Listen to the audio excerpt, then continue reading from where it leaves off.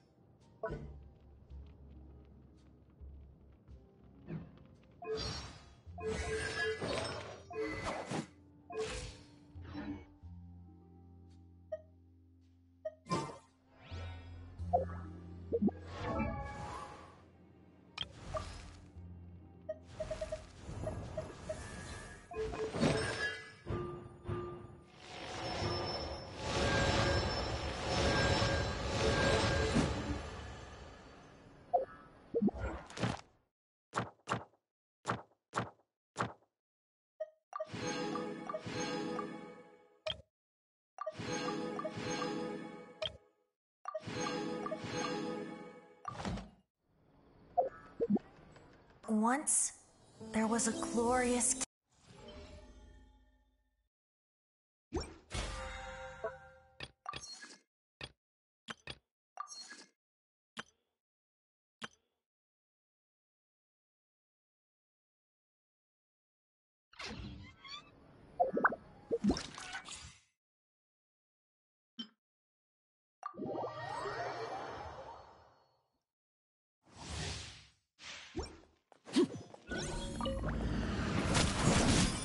Laid bare.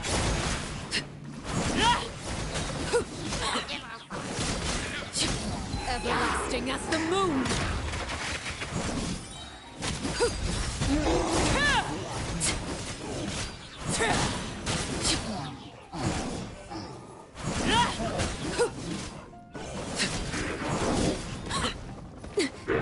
This is where you fall. Overruled.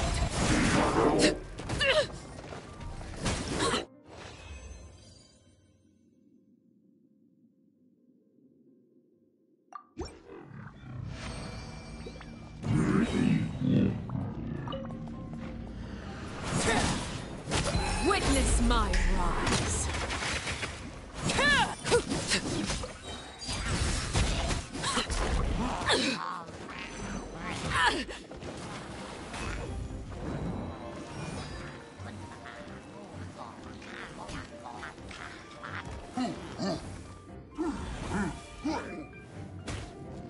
This is where you fall.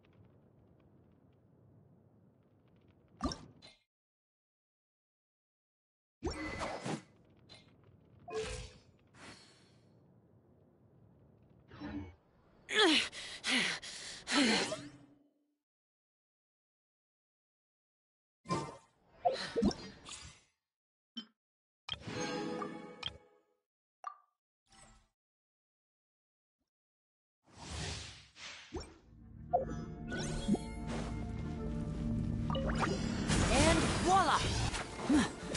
Our bond is strong. Out of the frying pan, into the fire! I'm going in!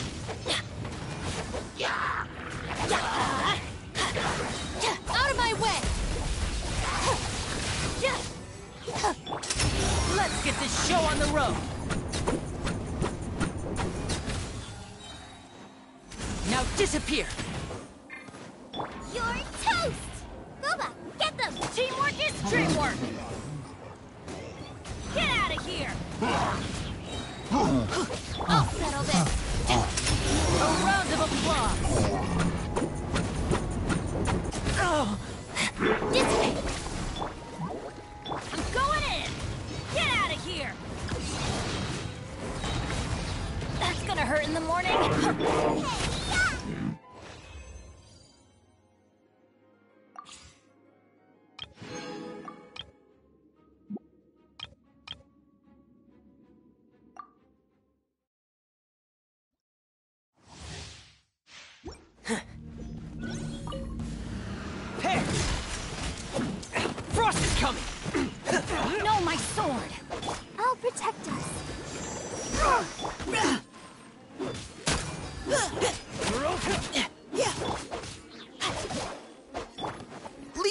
it to me! You're open! Pair! Going under! You're Getting here!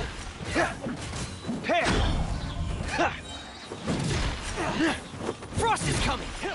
Getting here! Let's keep going, team! Final warning! Witness the power of Guwa! Huh? No, my sword! Let the show begin. Yeah.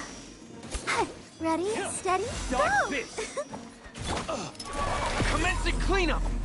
Pair! Frost is coming! Pair! Getting here! Oh. Leave the wounded to me! Providing cover fire! Rain cutter! Huh? You're open! Yeah. Going under! Pair! Getting here! Yeah! Frost is coming! Now's our chance! Final warning! Let me weave you a verse. No, my sword! I'll protect us. Commencing cleanup! Getting...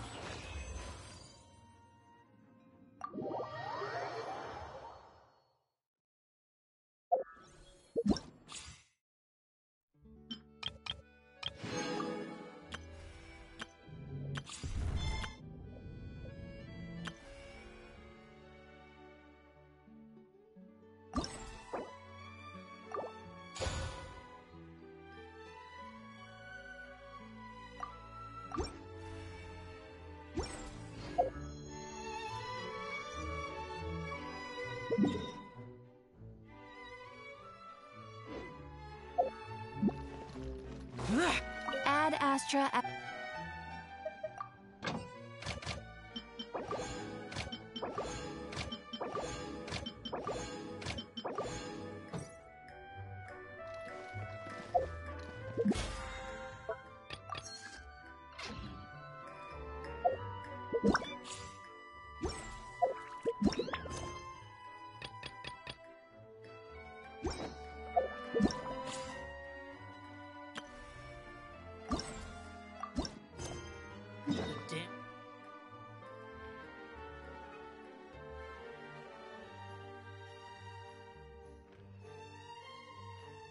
Will sooner die.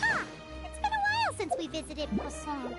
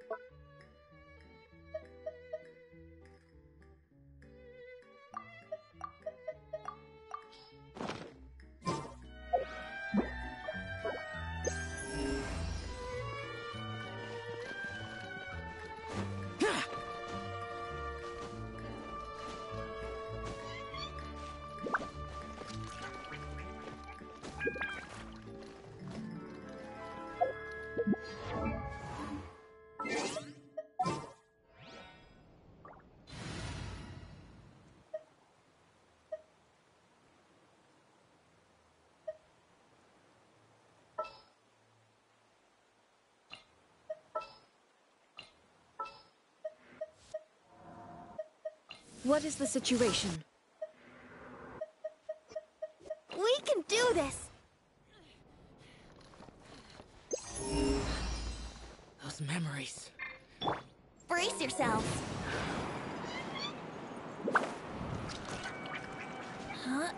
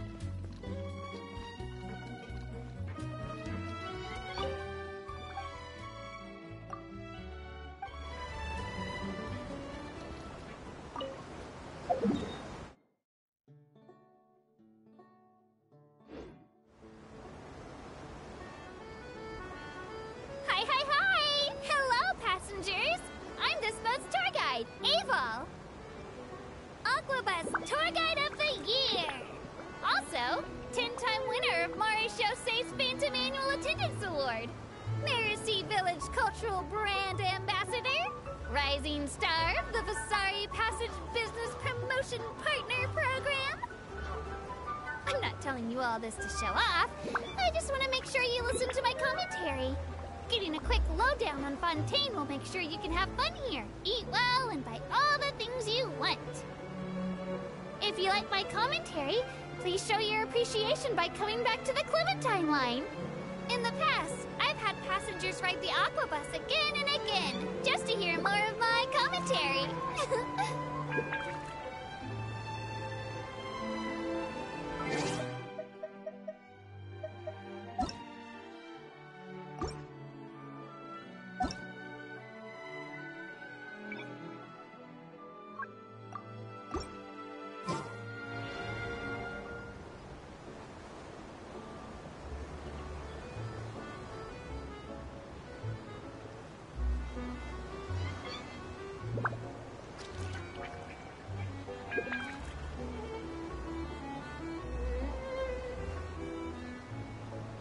If you'll please look to the west, you'll see a vast mountain in the distance.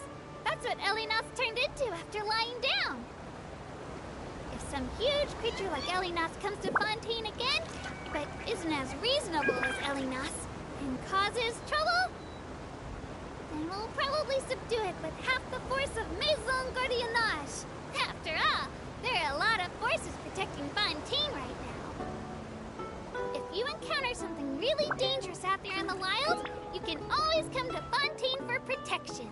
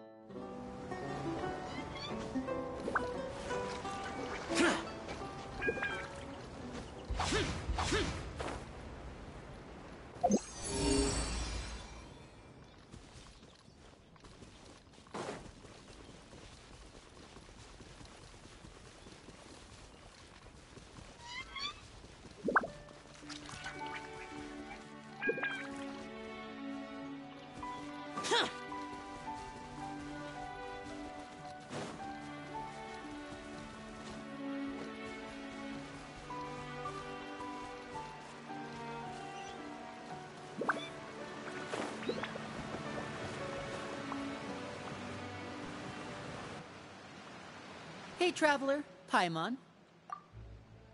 Oh, Paimon knows that voice! Over here.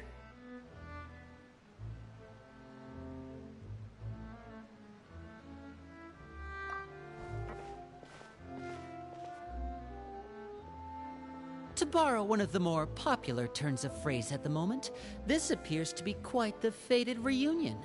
Running into you two out of the blue like this has really made my day. I certainly wasn't expecting it. You can say that again. What brings you to Poisson? Wait, Paimon's got it! You must be here for one of your magic shows, right? Actually, we've run into a bit of trouble on the home front, so Father arranged for us to stay in Poisson for the time being. Oh, are Lynette and Fremine here too? Yep, along with most of the other members of the House of the Hearth. You may have noticed Poisson seems a bit more crowded than usual.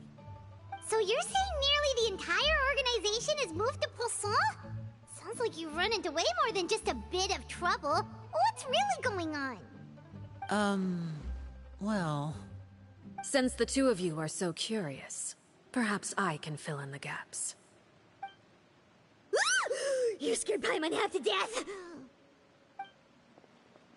Father, you're here. You know... on second thought, maybe we don't need to know? It's all probably super confidential House of the Hearth stuff, right?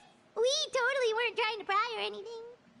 No need to be nervous. I could sense your genuine concern from your conversation just now.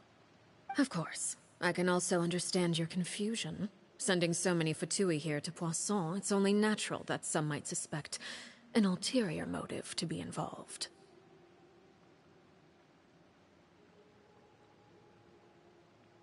I understand.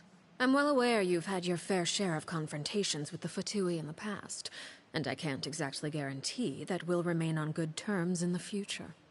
As for right now, however, I would say we have little reason to be at odds, wouldn't you agree? The House of the Hearth could stand to be more open with those who have worked so closely with us in the past. As for the issue at hand, well, it hardly relates to any ulterior motive. To be frank, it all stems from a certain rumor circulating around the House of the Hearth. It's an internal matter. What sort of rumor? A rumor that a certain phantom child is hiding away in the House of the Hearth.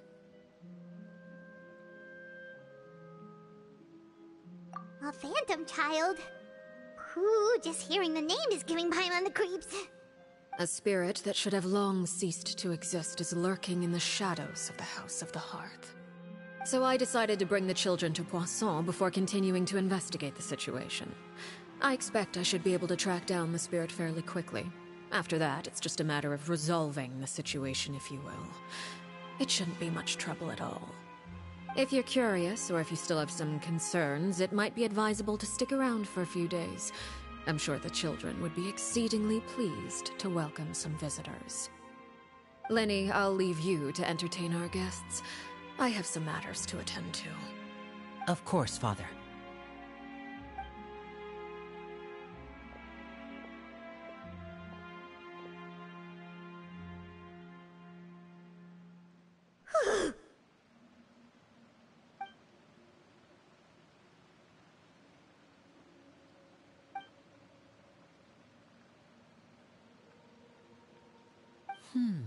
It has long been a dream of mine to invite you to our home and introduce you to my other siblings.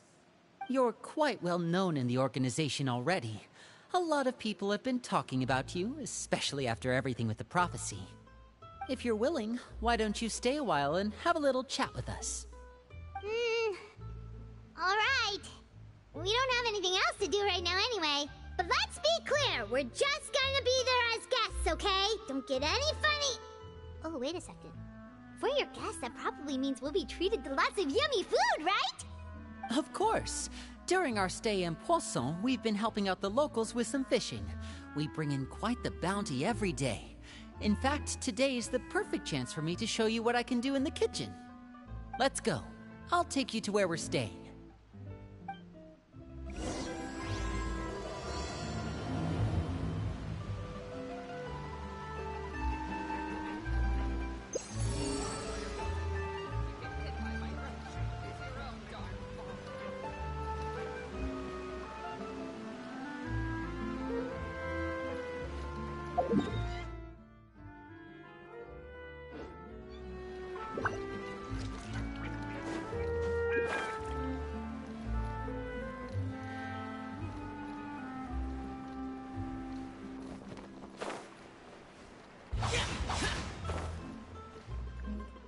We rented this house from one of the locals to use as a temporary base. I'll come back later and tidy up a bit. After that, it should be all ready for you to stay in tonight. Awesome, thanks! So, where are we off to now? Well, when I happened to run into you two earlier, I was actually in the middle of distributing some supplies. With this many people staying in Poisson, we have to bring in outside supplies every now and then. I should probably make sure the rest of these provisions get delivered. Otherwise, people might start to get antsy. Okay, we'll come with!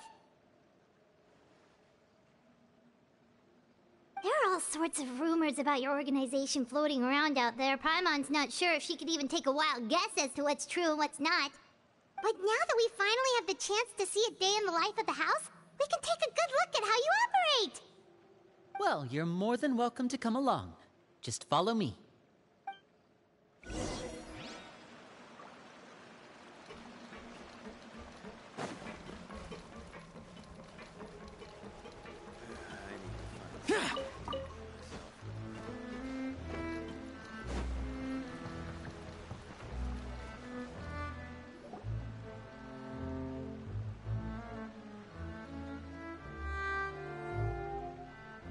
Lyney!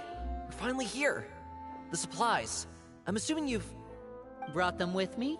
Yep, here you go. Hello? Something caught your eye? It's the Traveler and Paimon! No way! Come here, everyone! Hurry! The Traveler and Paimon are here!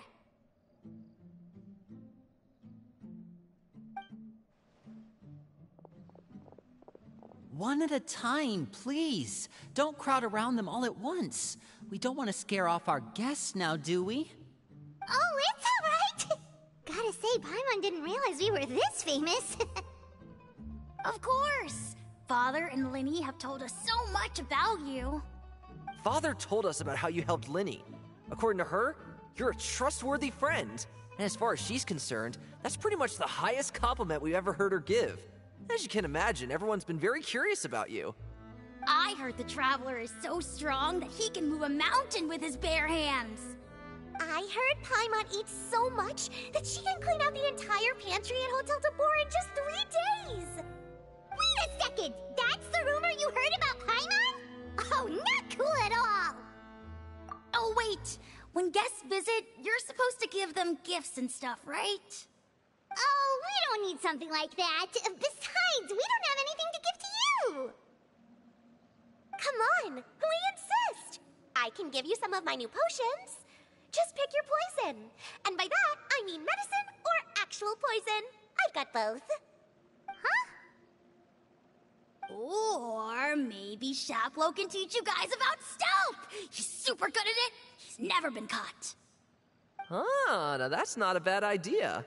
I know you usually prefer to fight head-on, but it never hurts to expand your bag of tricks, right? When it comes to eliminating your enemies, staying quiet can go a long way. Trust me, I would know. I was poisoned not too long ago, and I'm still dealing with the after effects. So I'm not quite as good as I was before, but I can still give you some pointers. Wait, when you said gifts, Paimon didn't think you meant poison and stealth tactics. But those are the best things we can give you. You don't like them? Ooh, how about this? Tell me the name of someone who really annoys you, and we'll teach him a lesson for you. All right, Fold, Selwar. I think that's enough suggestions for now. When it comes to being a good host, it's the thought that counts. You don't need a physical gift to make our guests happy. In fact, pestering them with suggestion after suggestion might make them more annoyed than anything. I would say your enthusiasm has certainly gotten across. Really? Awesome! It's been so long since we have had guests to play with. If there's anything you need, just let us know. Yeah, especially if it's poison or something. I've got all sorts of potions for that. Well, we'll talk to you all later. We've still got supplies to distribute. All right, see you later.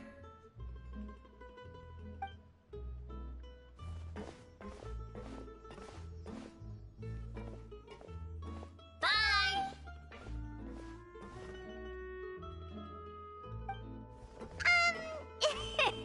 Lyney, about all that poison and stealth tactics talk just now. Scared you, did it? That kind of talk comes with being part of the House of the Hearth. When Foltz was really young, he strangled all of his family pets, just out of curiosity. He was labeled a dangerous problem child and was abandoned by his family. Elwar has an unnatural obsession with potions. Father has forbidden her from trying all the different concoctions she comes up with, but she still tries to test them in secret. You really have to keep an eye on that one. Chapleau is around my age. While I'm mainly responsible for collecting intelligence, he handles surveillance. He's very passionate about his work and has no reservations about taking on some very difficult missions. I know you two probably aren't used to that kind of talk, but I can promise you they only had the best of intentions. Things like stealth tactics and developing different poisons, they really mean a lot to them. They were just trying to share the best of what they could offer, that's all.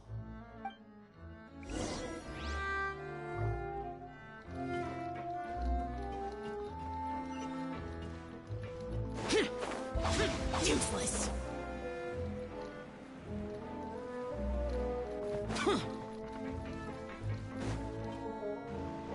Filial, supplies are here. Thanks. And who are these two? Outsiders? Allow me to introduce you. This is the Traveler and Paimon. Oh, you're the famous duo I've been hearing so much about. It's nice to meet you. I heard you've traveled to all sorts of places. Is that true? Of course! We're making our way all across to that! Oh, good for you. You must be pretty familiar with Fontaine by now, then. Have you seen the new opera that started running recently? I think it's called... The 4,000 Thieves? Oh, this is the first we've heard of it. It seems like it's going to be fantastic. From what I've been able to tell from the posters, anyway. You should definitely check it out if you have the time. Oh, and there's The Blind Maiden, too. That one is supposed to have audience interaction. Seems pretty interesting. After this mission is over, I think I'll go get a manicure. Oh, maybe I should dye my hair. Wonder how much it'll cost. Is it just Paimon, or do these two seem much easier to get along with than the others? Looks like the House of the Hearth has some normal members after all. I heard that. Oh! Oops. I'm guessing you're referring to Foltz and the others? Yeah, we're definitely not all like them. I bet those crazies are practically foaming at the mouth right now. I'm sure they just can't wait to get back to Snezhnaya to carry out the plan. That's enough, Filial. Don't talk about family members behind their back, right? Whatever. Let's go. Guess this is goodbye then. If you ever have some time, we should go see the opera together.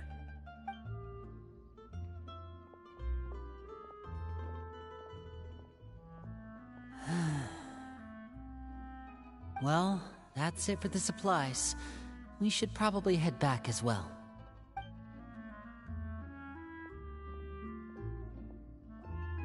Well, they didn't seem too happy with each other. Seems like there could be something more going on here. You're right. We're only here as guests after all. Oh, Winnie's getting super far ahead. Come on, let's catch up.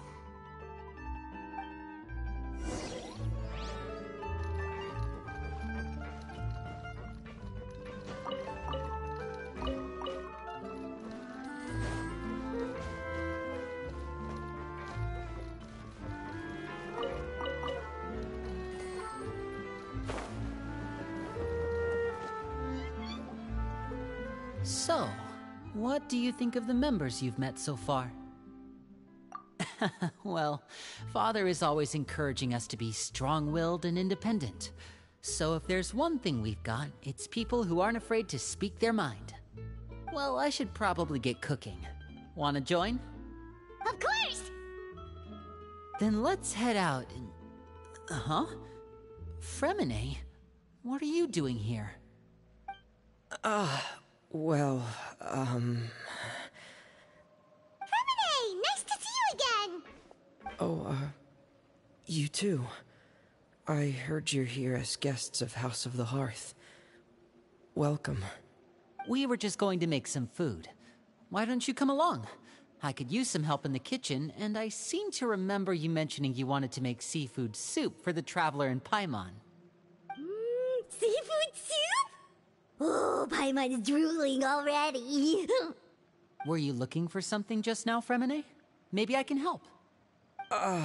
It's nothing. I just wanted to see if there were any extra supplies. Yeah, we've got some left over. What do you need? Some food and water, and some clean cloth, if possible.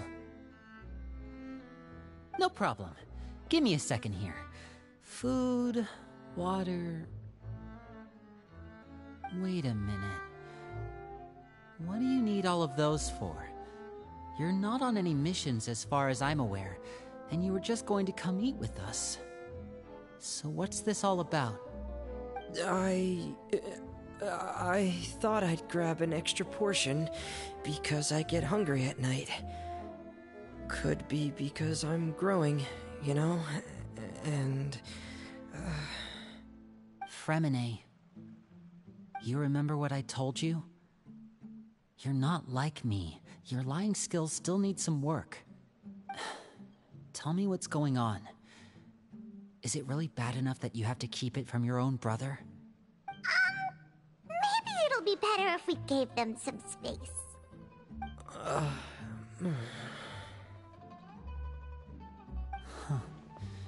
This is the first time I've seen that kind of look on your face. Whatever happened, does it have something to do with Father?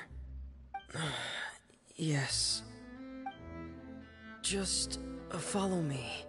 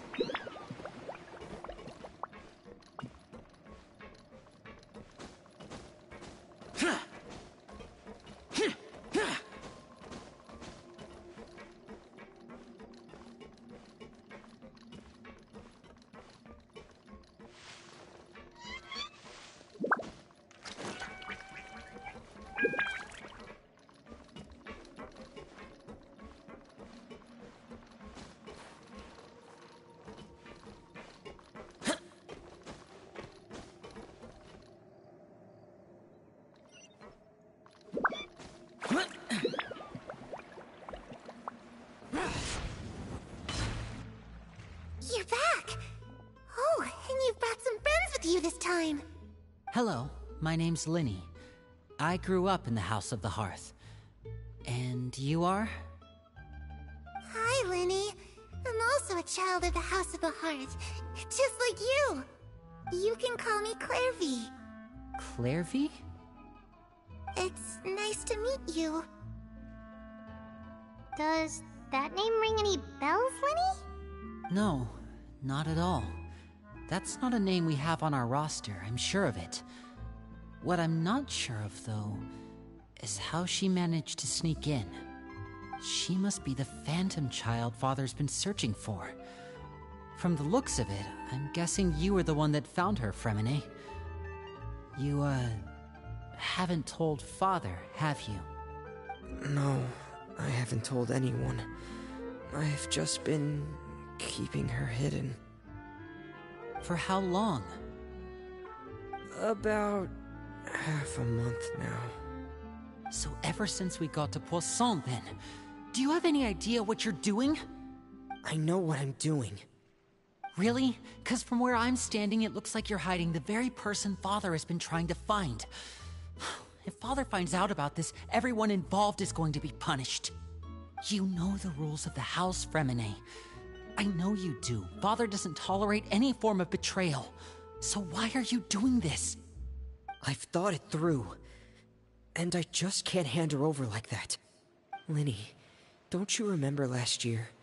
Sheplo nearly died after getting poisoned during that one mission. He wasn't able to get back before the poison started taking effect, and not a single person was there to help him. That night, while I was sleeping, I heard a voice telling me to go save him. I opened my eyes, but I couldn't find the source of the voice. I thought maybe I was just hearing things, but I went to look for him anyway. Luckily, I got there with enough time to save his life. That feeling of being haunted, of hearing voices, it's happened many times in the House of the Hearth. I'm sure you've noticed. So what you're saying is, that was her? She was the one who spoke to you that night? Unless there are other spirits roaming around the House of the Hearth, I don't think there's any other possibility. If Clairvy were our enemy, it wouldn't matter whether she was a spirit or an actual child. I would have acted without a second thought, because that's what Father ordered us to do. But she's been living with us, helping us from the shadows all this time. I think that makes her family. I couldn't just hand her over to be dealt with. Not when there's so much we still don't know. So what's your plan then? You can't keep her here forever. Someone is bound to find out eventually. I haven't thought that far yet. I don't want to disobey an order from Father, but I also don't want to put Clairvy in danger. Come with me. There are a couple things I'd like to say to you in private.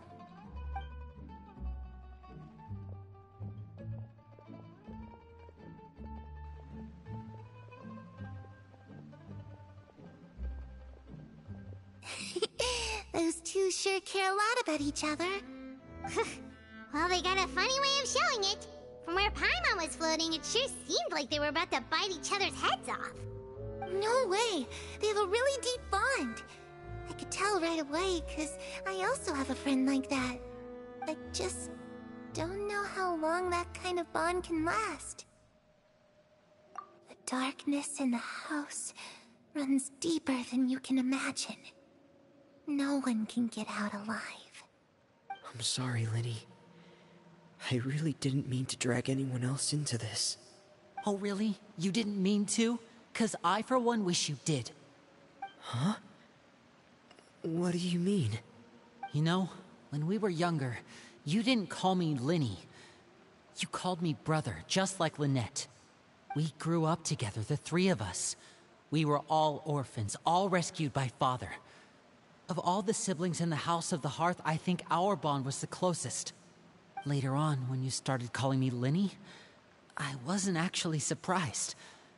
After all, Lynette and I are related by blood. We've had to depend on each other to survive long before we joined the house. Lyney, The darkest and most difficult moments of my life happened before you and I had ever met. I'm sure that's true for you as well. Even so, Freminet, we've stood by each other for all these years now, and to me, that means more than blood. You and Lynette are the most important people in my life. No one can replace you. So I won't let you face anything alone. Not if I can help it. Oh, looks like things are getting kinda heated between Lyney and Freminet. Maybe we should go check on them. Oh, it's raining. I should put my clothes away.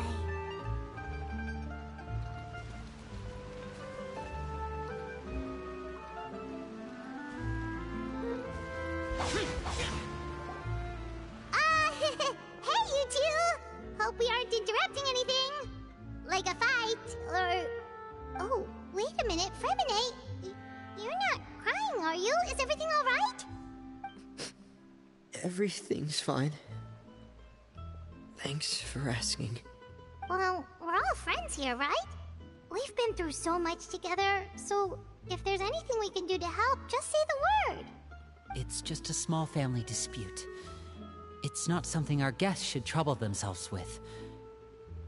In fact, it might be better if your stay ended here.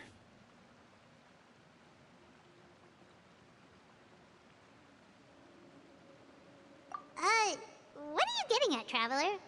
When guests are around, families are often on their best behavior. And any disputes are less likely to escalate. That's what you're trying to say, isn't it? I just... Thank you. I was really hoping to keep you out of it. But even if I could think of some other reason to turn you away, I'm not sure I could convince you. I know things could turn dangerous, so I promise you this. From now on, I'll protect you like my life depends on it. Me too. Well, back to the matter at hand then. If we don't plan on handing Clairvy over to Father, then our only other option is to solve the mystery of her identity before Father is able to track her down. That means finding out where she came from and what she's doing here. Then we can send her on her merry way and pretend like none of this ever happened.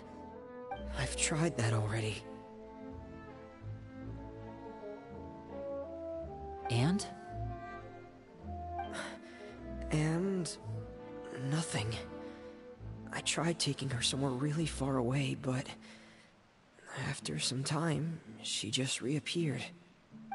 She even came with us all the way to Poisson. It seems like wherever the house is, she follows. I don't know much about spirits. Do you two have any ideas? Let's see here.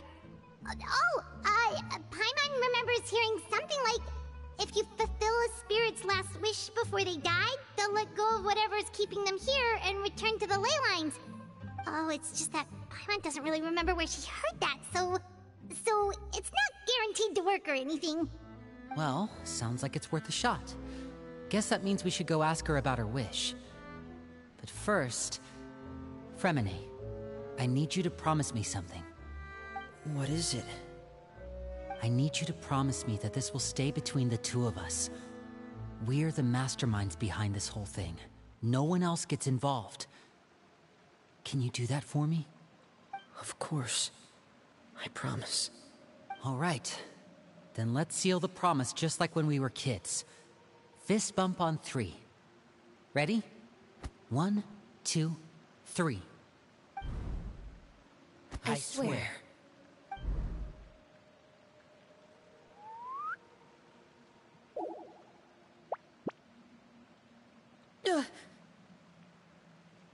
Whoa! Lynette! But what a surprise! What brings you here, dear sister? And, when exactly did you get here?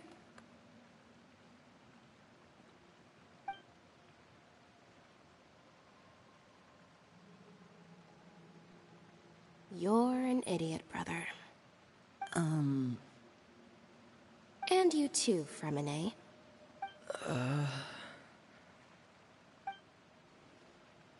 You 3, Traveler. And you 4, Paimon. Wait, what did we do? I've seen Clairvy around the House of the Hearth before. I hadn't seen her in Poisson, so I figured she must not have come with us. But it turns out, you were just hiding her. I heard you talking about your plan.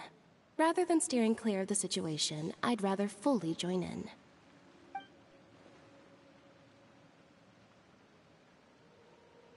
If you don't agree, I'll have no choice but to report everything back to Father. Simple as that. You're not giving us much wiggle room here, Lynette. Well, I guess we're all in this together then. After we talk to Clairvy, we'll figure out our next move. There's no time to lose. Let's go.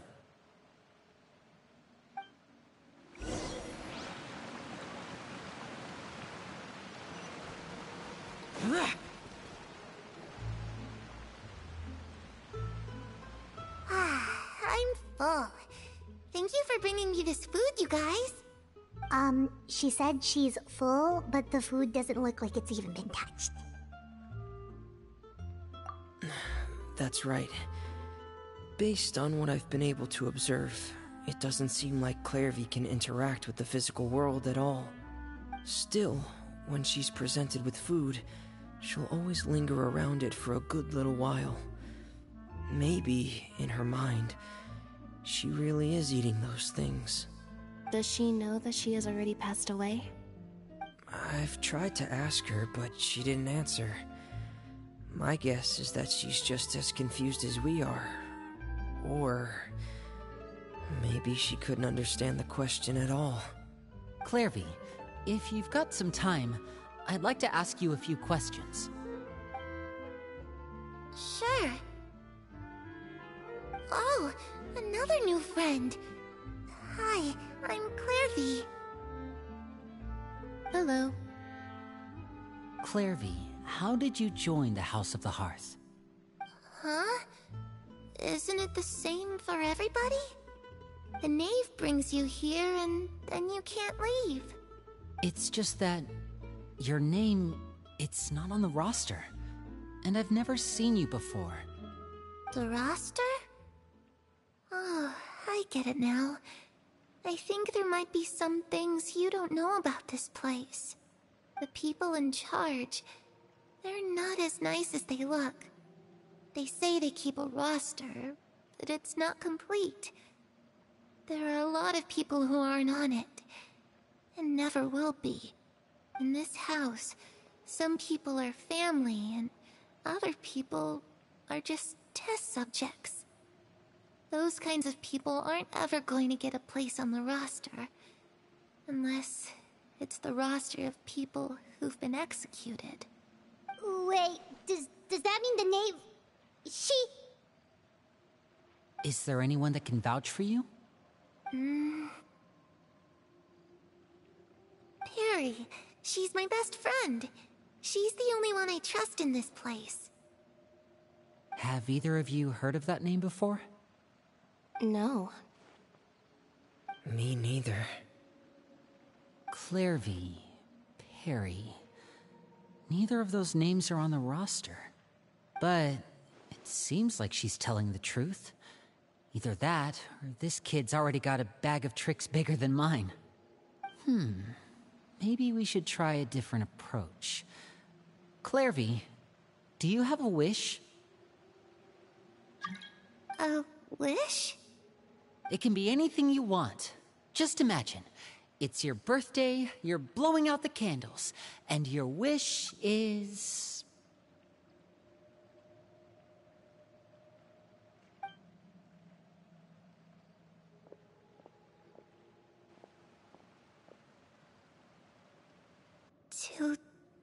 To go outside, where the sun can find me. That's... it? Well, that sounds easy enough. The darkness in the house runs deeper than you can imagine. No one can get out alive.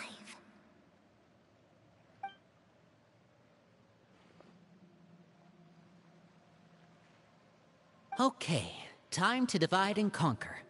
Listen up, I've got a plan. I'll try and find a way to use basic illusory magic to take Clairvy outside and bring her somewhere with sunlight. Lynette, try and find the list of executions that Clairvy was talking about, and see if her name is on it. Fremine, you stay in Poisson. We can't be the only ones who've had run-ins with Clairvy. I need you to collect intel on everything she's said and done.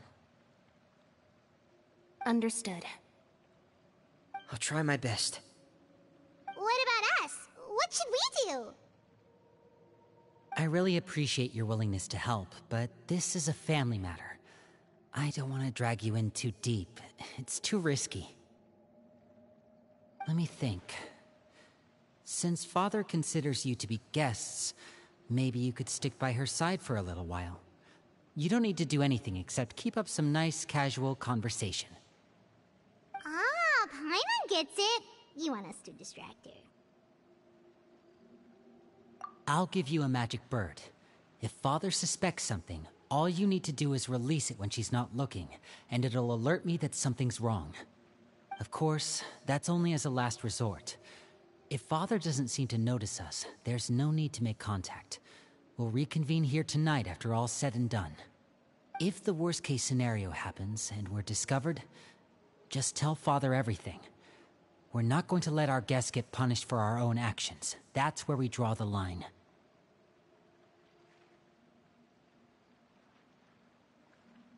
You too. Okay, this is where we part. Father should be at the beach nearby.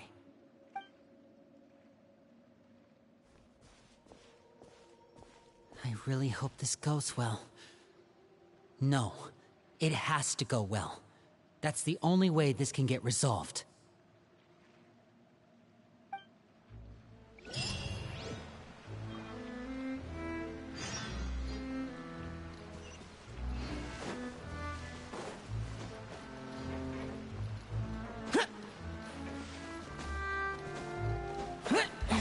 Useless.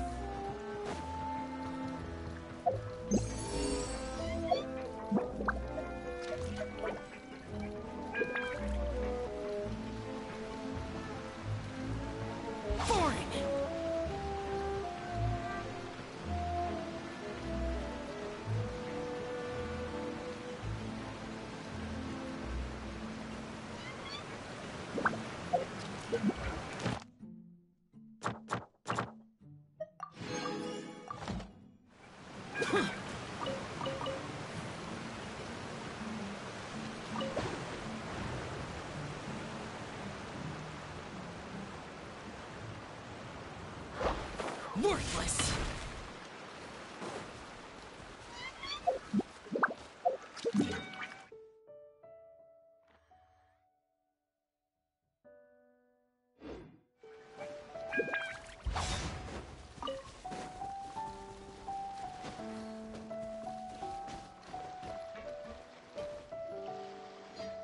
It's the knave! And... child! Hey, aren't you supposed to be in Snezhnaya recuperating? What are you still doing in Fontaine? Oh, it's you two. I didn't expect to run into you here. I was unconscious for quite a while after the fight in the Primordial Sea. After I woke up, I realized I was being taken back to Snezhnaya, and well, I couldn't have that now, could I? Not when I've still got unfinished business here in Fontaine. So, I mustered up all my strength and made the journey back on my own. What sort of unfinished business are we talking here? It has to do with Skirk, my master. I really wanted to meet up with her, but by the time I got back, she had already left. I still have so many questions for her. Without any other leads, all I could do was ask the knave to help me track her down. She must have left behind some traces from her time in Fontaine. Oh, okay, so have you found any clues? Unfortunately, no. While the House of the Hearth is adept at collecting all manner of intelligence, certain existences can still manage to escape our purview. Basically, unless Master feels there's a need to meet with me, she's not going to be found. But that problem has an easy fix. I just need to become stronger, and then... Paimon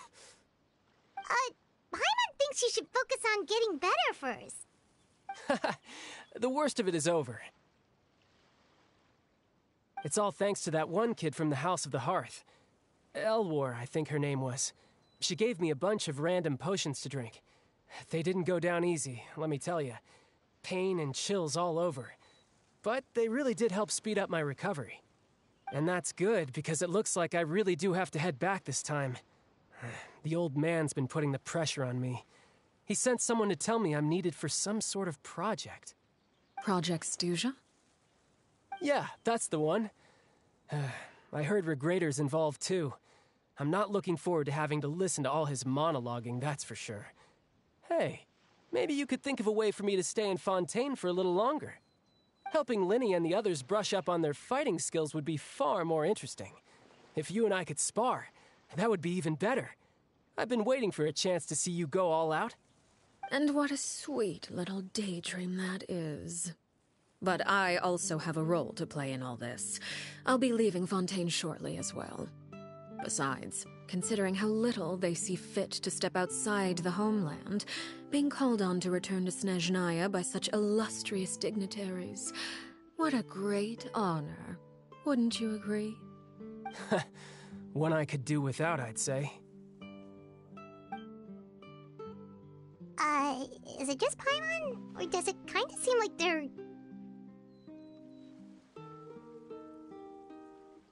So, dear guests of the House of the Hearth, to what do I owe the visit? Well, we just... Right! We're super close to Lyney and the others, but we still don't know much about you! Is that so? Introductions have already been made, have they not? Oh, well, you see? There's only so much you can learn about someone from a short introduction. At least tell us something a little extra, like... Why do you call yourself father? Huh, good question. I'd also like to know. The fact that you have to ask tells me our intelligence work has been quite successful. Telling you the answer to that question would only serve to undermine that success. And we can't have that, now can we? Spoken like a true diplomat. That was some expert sidestepping right there. Well, if there's nothing else, I think I'll take my leave. I still have a small matter to resolve at home. Wait, don't go!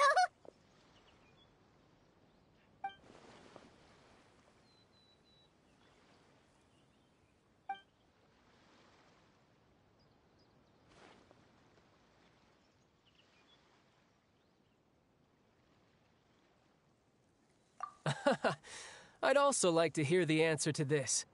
I've met some of the members of your organization, and they all seemed like really good kids. They actually reminded me of Tonya and Tusser. Which, by the way, if you ever betray them, I'm just letting you know, I won't let you off easy. And why would I betray them? Well, you've already betrayed the House of the Hearth once, haven't you? At least, that's what I heard.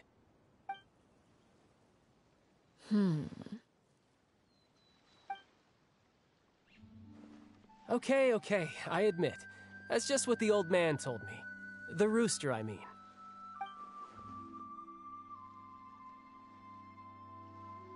Oh, wait. Did you really do something bad to those kids? Never mind what I've done. I'm more curious as to what the mighty rooster had to say. Care to enlighten me? Well, nothing much. Just some stuff about you taking out many other members of the House of the Hearth, and even going so far to attack your own family. I see. Huh. Based on your reaction, I'm guessing it's all a bunch of lies. Hardly. I don't appreciate his particular turns of phrase, but I suppose he didn't say anything untrue. Although, it would be more accurate to say that there is a certain level of prejudice involved, but I don't intend to clear that up just yet. Prejudice has a funny way of concealing the real truth behind certain things, an attribute that I find to be quite advantageous. Call yourself a Fontainian, for example, and people will assume all sorts of things, when the real truth is that this is simply the land where I was raised. Huh? You're not actually from Fontaine? But then why did you try to help out with the prophecy and everything? I was trying to protect the children born in Fontaine. Claiming that I myself was a Fontainian simply made it easier to operate.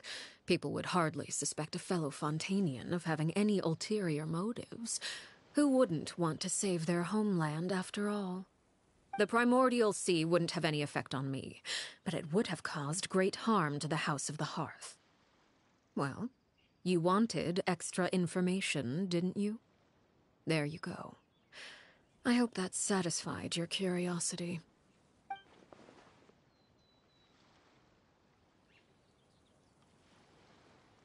So, you stayed in Fontaine for the kids.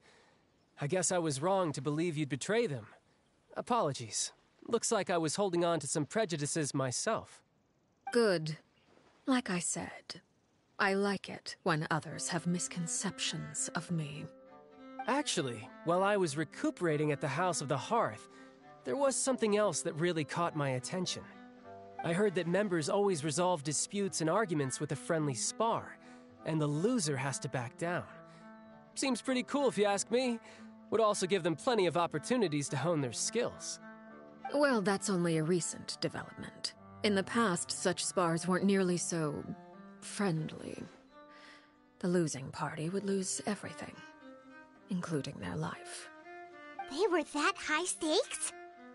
Whew, at least that's not a thing anymore. Well, the current atmosphere's not half bad. I'm a bit jealous, actually. You've got so many family members around you, and you even get to live with them. Having a lot of family around means dealing with a considerable amount of bickering and scheming.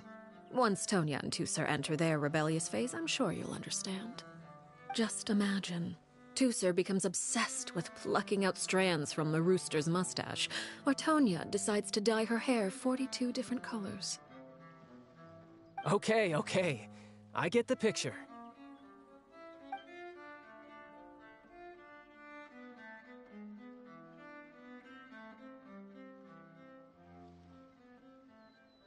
Well, would you look at the time? I should probably get going. Traveler, Paimon, I'm not sure where our paths will cross next, but the next time we run into each other, we should definitely try and find some time to spar. Again, maybe this is a conversation we can have when you look less like you're gonna keel over. All right. Well, thanks for everything, Arlecchino. No thanks necessary. You also played a part in obtaining the Gnosis. I would say we can call ourselves even. I like the sound of that. Well, I'm off. See you all some other time. should probably get going too. Do you want to head back with us? Oh? You want me to leave so soon? Oh, well, you see, I'm rather enjoying the evening breeze. If you don't mind, I think I'll stick around for a bit. I have some things to think about. Apologies for not attending to you like a proper host. Please forgive this slight. I do hope you'll have a pleasant stay. We managed to keep her distracted until nightfall. Good thing Child was there to keep the conversation going. You don't think she suspected anything, do you? Oh, I wonder if Lyney ran into any issues. Let's hurry back and see how everything went. Oh? You decided to stay a little longer? Let's take in the ocean view together, then.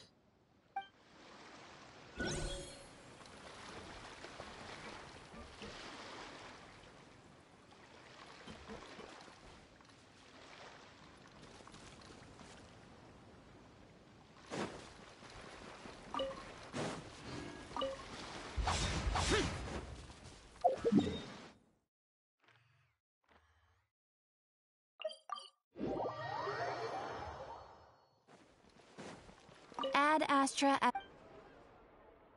Thank you for complete.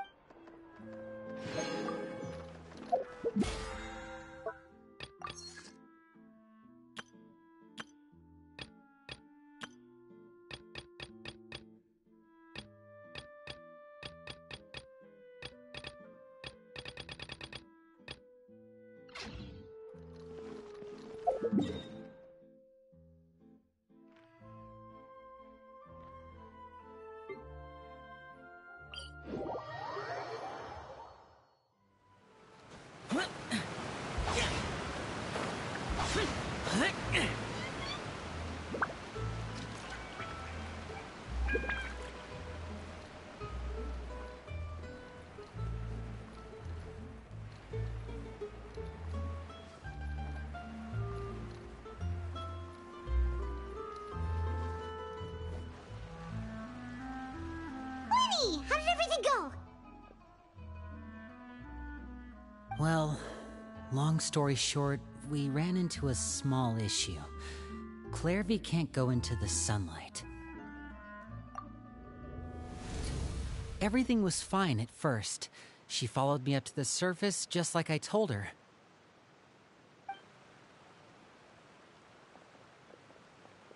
But as I led her out of the shadows and into the sunlight, she vanished. I turned around and there she was, standing at the edge of the shadows, silently watching me. Huh. Maybe she's afraid of sunlight, or... No, it wouldn't be her wish if that were the case. Well, we could always try pushing her into it. Oh, true. I've pretty much tried it all already. Nothing worked. Eventually, the sun went down, so all I could do was bring her back here. How did it go with you, Lynette? Good. I've got the list. It's right here. Really? Well, what are we waiting for? Let's take a look!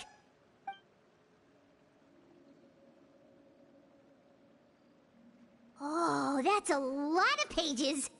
Oh, it's gonna take forever to get through it all. We can each take a section. Here. La Pouillade, L'Endroit, Chambel, Horaire.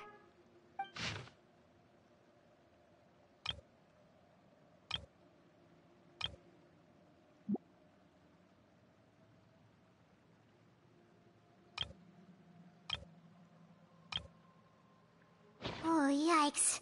That Horaire guy has a huge scar on his face. He's kinda giving Paimon the creeps.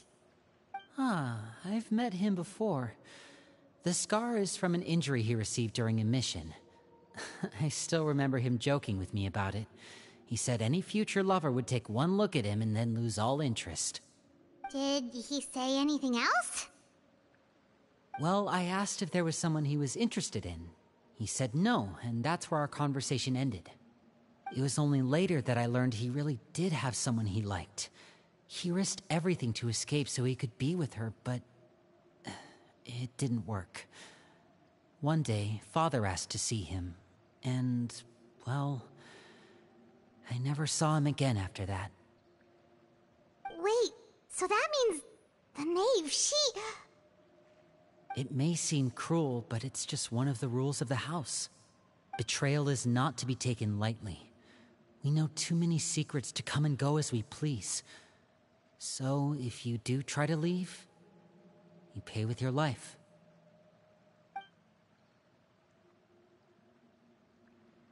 Her name's not here, huh? Well, that's not too surprising. It doesn't seem like this list is complete. It only contains records dating back around 5 years. Let's shift our attention then. Fremine, were you able to find anything out? Fremine. Sorry. I was thinking about something. I managed to talk to quite a few people, but I couldn't help but notice that the atmosphere in the house was a little... strange. Strange? Yeah, I mean, I know there have been arguments in the past, times when people haven't gotten along. Chapleau and Filiol are a good example of that. Oh, those are two of the people that we met while delivering supplies. Paimon can see how they might not get along. They had very different vibes, and their, interests seem to be pretty different as well. That's to be expected, actually. Father brought us all here, shared her knowledge with us, taught us how to fight. That's one thing we all share. But that's also where the similarities end. Not all of us feel the same desire to stay here. As members of the House of the Hearth, we're also considered part of the Fatui. And to a lot of people, that's an identity they never asked for. Certain members get older and realize they want something else for themselves. But considering the rules of the house, most people would never say that out loud. People like Chapleau and Foltz are loyal to Father and her vision. They're proud to be part of the Fatui. Filiol and Nantoy, on the other hand, well, they aren't quite as enthusiastic. These kinds of conflicts have always been there. It's not like Father is in the dark about any of this. Well, that's true. But it just feels like things have gotten worse lately. Filiol and the others, it seemed like they were meeting in secret to talk about something. I can't say for sure, but I think they've met Clairvy. You think she's been inciting them to act out? No, not exactly. But I wouldn't be surprised if she said something to them about the darkness in the house and how deep it runs. She's told me about it before. Experiments being run on children. People being used as pawns on the battlefield without so much as the strength to survive. And they just believed all that? Without any evidence? Clairvy's words probably gave them the excuse they were looking for. Whether they actually believe them to be true is secondary. This is all because of Project Stuja, isn't it? Whoa. Hold on a second. What's this Project Stuja all about, huh? This is the second time it's come up now. Sorry, but I'm not sure of the details either. I only know what Father has told us, which is that it's something the Rooster and Regrader have been working on together. Apparently, it has to do with the Fatui's strategic plan for the future. Because the House of the Hearth was so successful in obtaining the Gnosis, we now have the honor of playing a key role in Project Stuja. Wait, but isn't that a good thing? Key role is just another way of saying dangerous role. To us, the whole thing is an inconvenience. Father thinks so too, but she's in no position to refuse. Their plan isn't exactly unreasonable, and they've been funneling the house a lot of funding. It's just that We'll lose a lot of members in the process. Participating in the plan, it's an honor in name only. What they're really trying to do is subdue us. The existence of an intelligence organization outside their control makes them feel uneasy.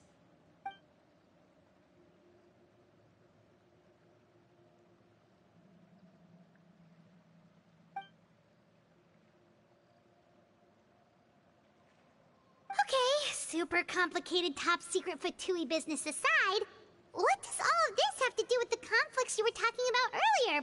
Paimon doesn't get the connection. External pressure has a way of exacerbating internal strife. You can't overlook the power of fear either. People are afraid of dying, and that fear is often the impetus for a lot of stupid decisions. I thought resolving the Clervy situation would make everything go back to normal, but it looks like things are more complicated than I thought. If we leave Filiol and the others to their own devices, sooner or later, Father will be forced to take action. We can only focus on one situation at a time, brother. You're right. Even if we confront Filial and the others, it won't do any good. It might even make matters worse.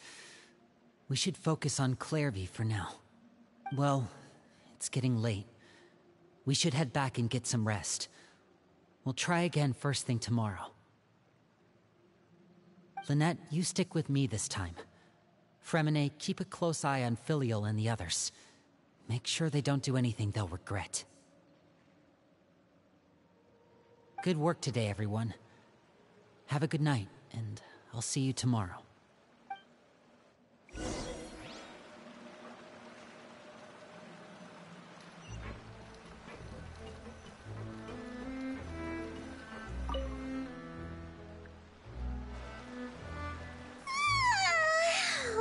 Paimon was looking forward to an early night, but she can't sleep at all.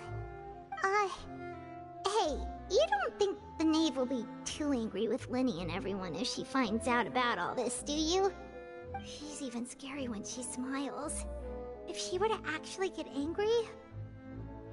Ooh, you have to protect Paimon if that happens, okay, Traveler?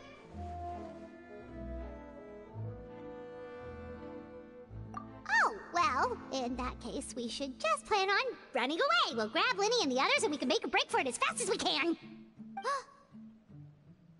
Look! Look over there!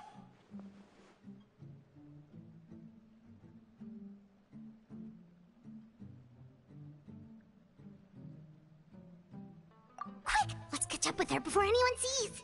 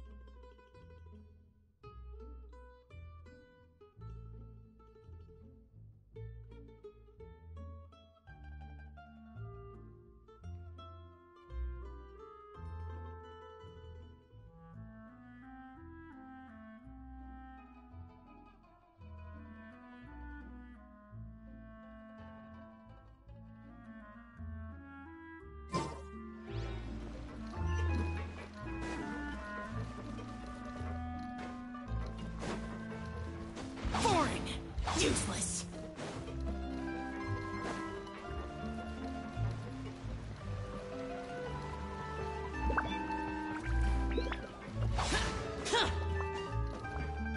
Over there!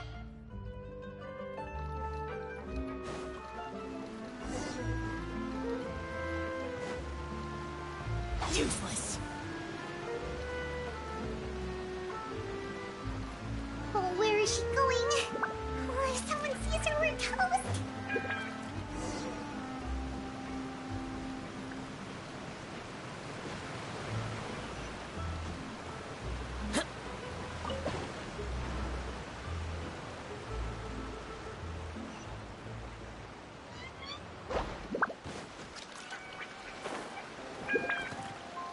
Oh, look! She stopped!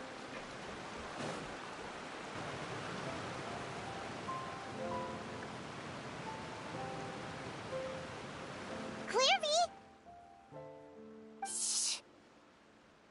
I opened the window while no one was looking. Look how pretty the outside is.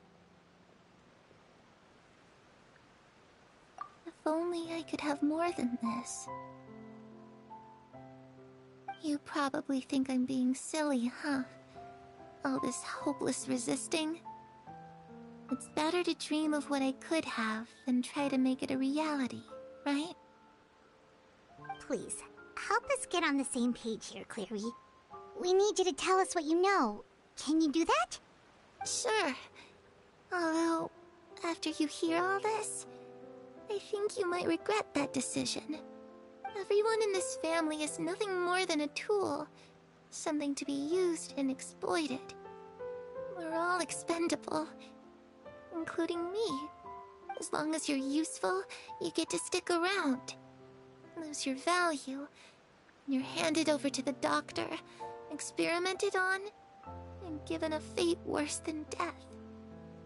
I've seen it happen again and again, and I've had enough. You're saying the knave did all that? It's just, that doesn't seem like something she would do. She's scary and all, but it seems like even she has lines she wouldn't cross. I knew you wouldn't believe me. Everyone thinks she's a good person. They all think of her like a real mother. Mother? But she doesn't deserve that title. She's disgraced it and tarnished it. And if I had things my way, I'd never see her again. If only Perry were here, she'd understand. Perry. There's that name again. Also, Paimon's getting a strange feeling. It almost feels like she's not really here with us. Paimon can't tell if she's actually talking to us or if she's mistaken us for someone else. Well, in any case, it seems like she really needs someone to talk to. We should keep her company for a little longer. She looks so young. But it seems like she's been through a lot. It's getting windy. I should close the window. Ooh, look at the moon. Isn't it pretty? Hey, wanna hear a secret? I heard that if you look up at the night sky in Snezhnaya, you can see the aurora. It's supposed to be super pretty. Even prettier than the moon tonight. Perry and I promised each other that once we're older, we're gonna go see it together. But I can't find her. I'm worried she's also been... No, that wouldn't happen to her. She's special. Mother likes her a lot. I should really go talk to Mother, but we just fought. She doesn't want to see me, and I'm too scared to face her. What should I do?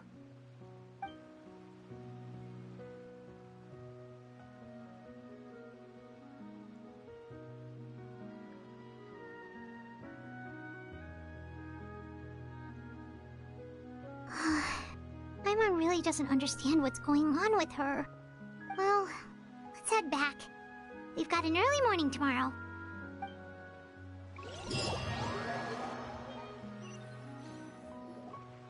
All right, looks like we're all here. Let's go ahead with the plan. Oh? What is it? What makes you ask that? Well, we kinda ran into Clairvy last night, and that's what she told us.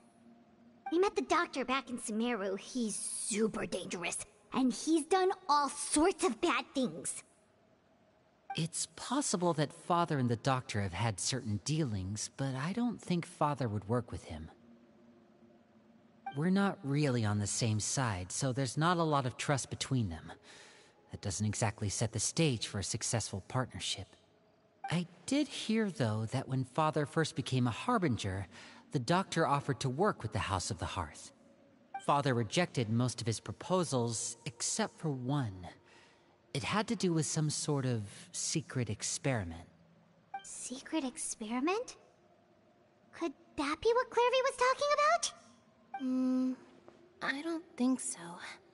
I don't know any details about the experiment itself, but I do know it's an entirely independent operation. The Doctor only proposed a direction for the research. That was the extent of his involvement. I still don't think that counts as working together. The details of the experiment are confidential, but complete records are kept on all participants. That doesn't seem to be the case with the situation Clairvy referred to. I know you don't agree with some of the Fatui's methods, and I'm not asking you to. But I am asking you to trust us on this. The House of the Hearth has its own principles. There are certain lines we're not willing to cross. Alright, that's good to hear at least. Clairvy seems to think the Knave and the Doctor worked together to do something horrible. If that turned out to be true, Paimon doesn't know how he would even face you guys. It's just that it doesn't seem like Clairvy is lying either. The easiest thing to do would be just ask the Knave directly, but Paimon doesn't think she'd tell us. Father didn't come back last night. She's probably still near the shore. We'll be counting on you to distract her. Lynette, you're with me. Freminet, you know what to do. Be on your guard, everyone. All right, let's get to it.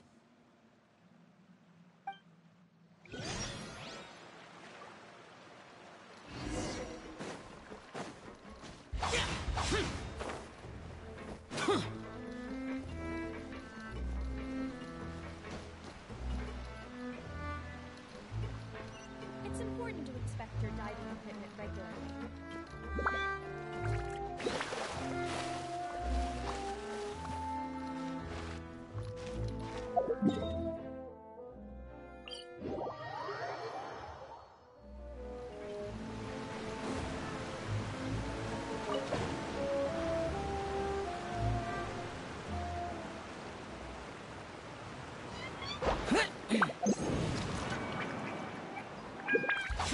Useless.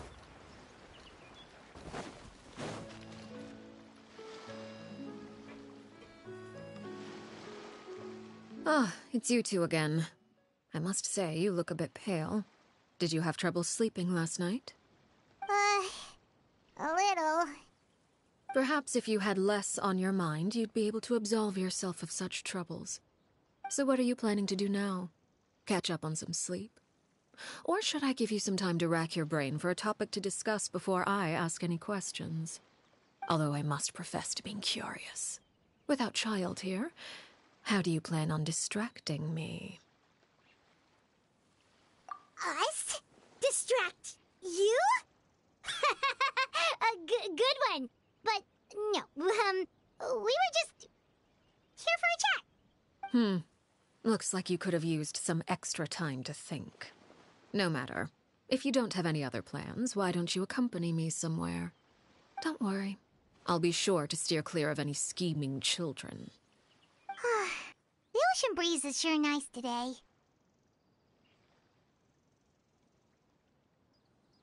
Children always think they can hide things from the grown-ups.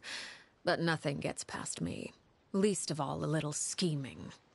I think I'll let them have at it for a little longer. I can be very patient. Well, I'll leave you to think things over. If you're so inclined, meet me outside the Palais Mermonia. Good things come to children who do as they're told. So I do hope you decide to tag along, if only for your friends' sakes. What should we do? She clearly knows about everything we've been doing, and Paimon doesn't think it'd be a stretch to say she was threatening us just now.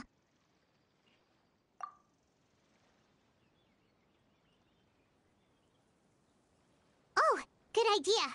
Hopefully he sees it in time. Well, we should probably head to the Palais Mermonia. Paimon doesn't want to find out what happens if we don't show up. Based on what the knave was saying just now, it sure didn't seem like it'd be anything good. Okay, then we probably shouldn't keep her waiting. It seems like Lyney and the others are on thin ice, so let's do our best to not get them in any more trouble.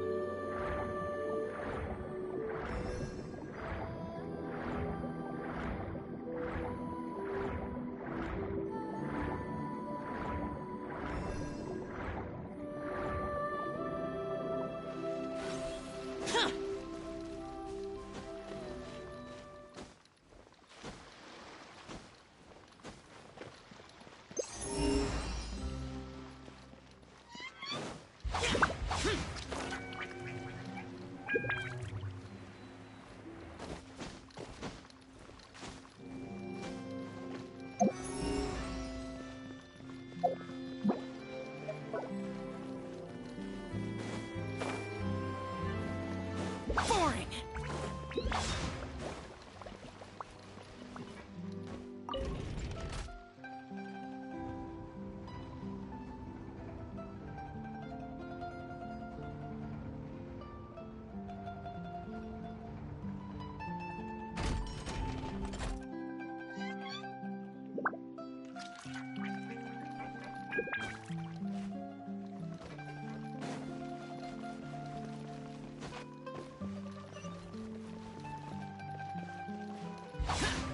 Useless.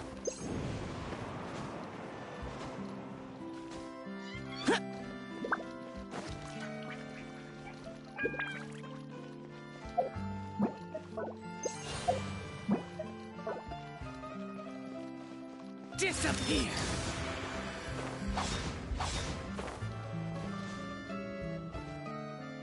Seeing as we still have some time before my meeting, we might as well enjoy some pleasant conversation while we wait. I'm glad to see you get along with my children. Being surrounded by good companions is necessary for a child's development. You're not planning on doing anything to them, are you? I assume you're referring to Lyney, Lynette, and Freminet. Although, there's that situation with Filial and Nentoy as well. It appears quite a few people have been acting out lately. No matter. I'm not one to discriminate. All those who betray the house meet the same fate. There are no exceptions. Does that mean you're going to kill them? Oh, are you here to beg for their lives? I'm sorry to disappoint, but the rules of the house change for no one. In my organization, everyone is responsible for their own actions. But don't you care about them at all? They really respect you. They even call you father. You must feel something for them. Any organization in which feelings come before principles is one destined for ruin. The House of the Hearth is hardly an exception. You could say our principles are more stringent than most. Perhaps I can offer you this consolation at least. As our guests, you two will not be held accountable along with them. I would imagine Lyney, Lynette, and Freminet will be able to keep their lives. As for Filion and Toy and the others, I'm afraid there's little I can do. They can try to escape, but once you know our secrets, there's no getting out alive. But that's awful. Ah, you seem concerned. Out of consideration for my guests, I suppose I could turn a blind eye for a little longer. If Lyney and the others manage to dispose of Clairvy in the meantime, all evidence of their wrongdoing will be lost. In that case, I could hardly punish them for something I couldn't prove. If their efforts are unsuccessful, on the other hand, all will be held accountable. And the punishment will be severe. Of course. Oh, and here, I believe this belongs to you. Do try and keep better track of it next time. It takes a considerable amount of time to train a bird like this. It would be such a pity if you were to lose it. Permanently. Wait, where did you get that? Well, I'm afraid that's all the time we have to chat. Now, for the matter at hand. I asked you to meet me here because I have business at the Palais Mermonia. It has nothing to do with you, but I think it would be prudent for you to stick by my side for the time being. There will always be time later to run off and tell Lyney what you've learned. Well, time to go. Looks like we wrapped things up just in time.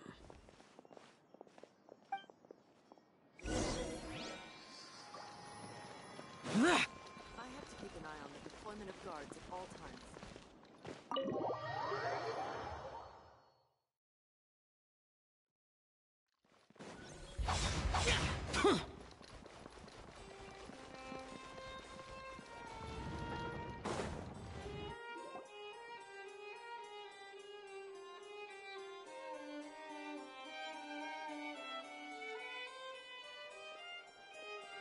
It's been a while, Monsieur Neuvillette. I must say, I wasn't expecting my meeting request to be approved quite so quickly. The Palais Mermonia operates with an efficiency worthy of admiration. It is only right that an esteemed diplomat such as yourself should be afforded the proper level of respect. Although, if I may speak plainly, I must confess that I did not anticipate we would have the occasion to meet again after presenting you with the Gnosis. I see you've brought the Traveler and Paimon with you as well. If I may inquire as to the purpose of your visit. I'll be departing Fontaine shortly. There is, however, an outstanding matter that I would like to see resolved before I go. It requires a rather lengthy explanation, I'm afraid. So I took the liberty of explaining everything in this proposal. Please review it at your leisure, Monsieur Neuvillette.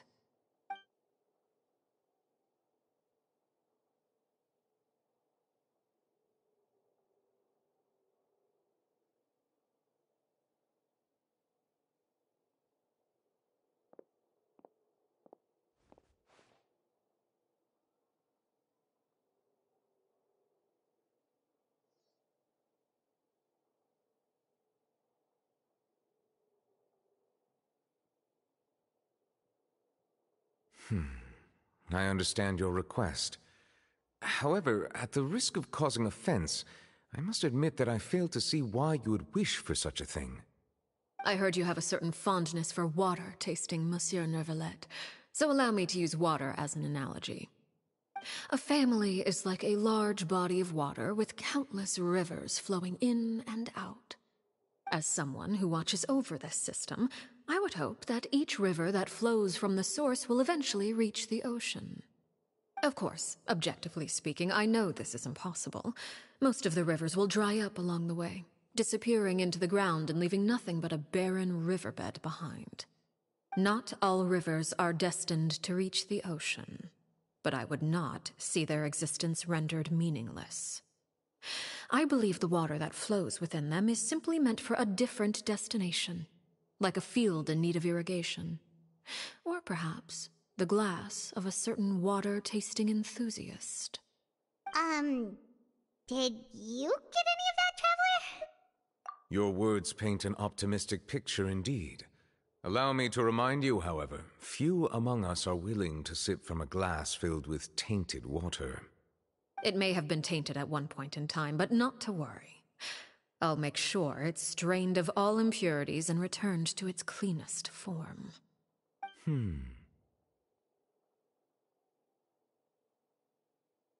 I seem to recall there being a transactional aspect to your proposal. Perhaps you could expound on that? If you accept my proposal, Monsieur Neuvillette, I will gradually withdraw my forces from Fontaine. And, unless absolutely necessary, I will no longer carry out any special missions within Fontaine. I presume I can take your words to mean that, in the future, cases similar to the Tartuffe assassination will cease to cross my desk? Tartuffe? Ah, that thief who embezzled funds from all those charities, you mean? My deepest condolences to his family, but without any evidence, I cannot imagine how the House of the Hearth might have been involved in his passing. Of course, if you accept my proposal, Monsieur Neuvillette, I'm sure certain measures could be taken to reduce the frequency of such troubles. You choose your words carefully indeed. In that case, I am inclined to accept your proposal. My thanks for your generosity, Monsieur Neuvillette. Well, with that settled, we should be going now. I took the liberty of bringing along 2 bottles of spring water from Snezhnaya for you to enjoy. I do hope I get the chance to hear your impressions. Perhaps at our next meeting, yes? Indeed. I trust you would not overlook your commitment in the meantime. All right, Traveler Paimon. Time to go.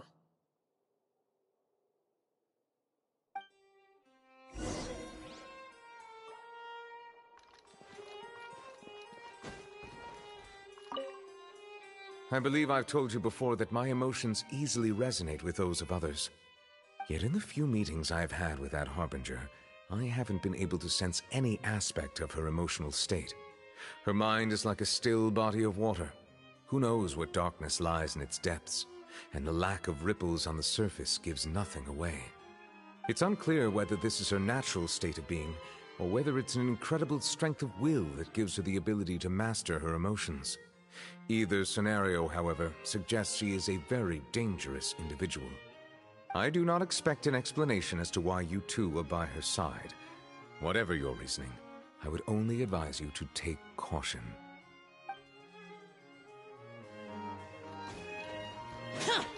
Boring!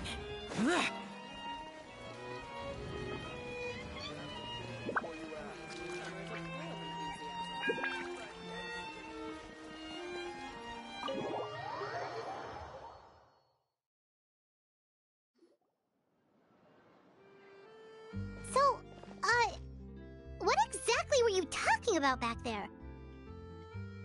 Paimon only heard you mention some rivers, a large body of water, and then some kind of irrigation scheme. You really want to know? I would imagine there might be more pressing concerns at the moment. Lyney, Paimon really hopes everything's going okay. Oh, Paimon recognizes that look. You've got your thinking cap on, don't you, Traveler?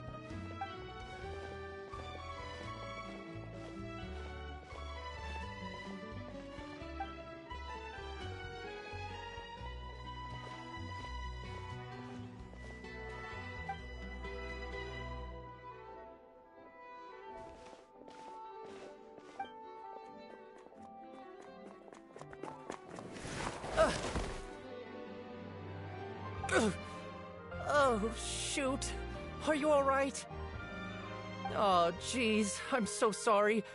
I was so focused on selling these papers, I wasn't looking where I was going. Well, let me make it up to you at least. Here, take this paper. On the house.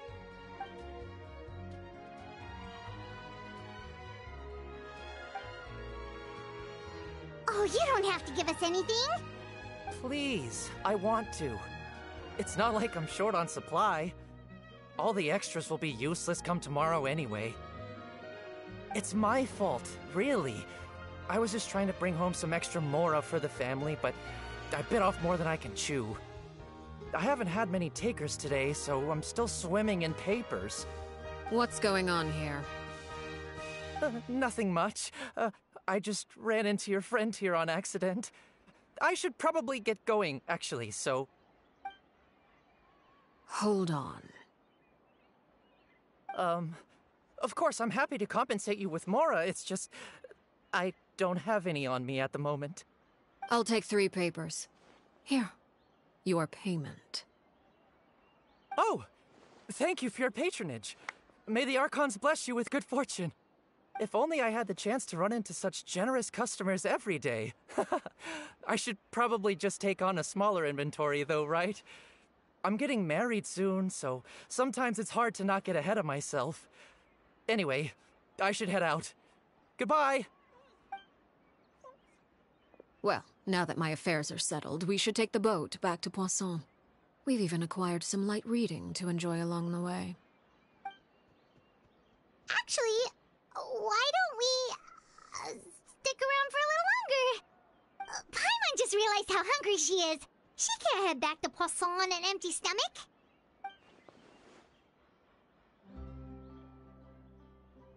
It appears you two are under the impression that delaying our return will somehow alter the situation in your favor. I'm sorry to ruin your fantasy, but your efforts are meaningless. That being said, I could be persuaded to give Lyney some extra time. I just have one condition. If you agree to my request, I'll even answer some of your questions. You're quite curious about Claire V, are you not? And my relationship to her.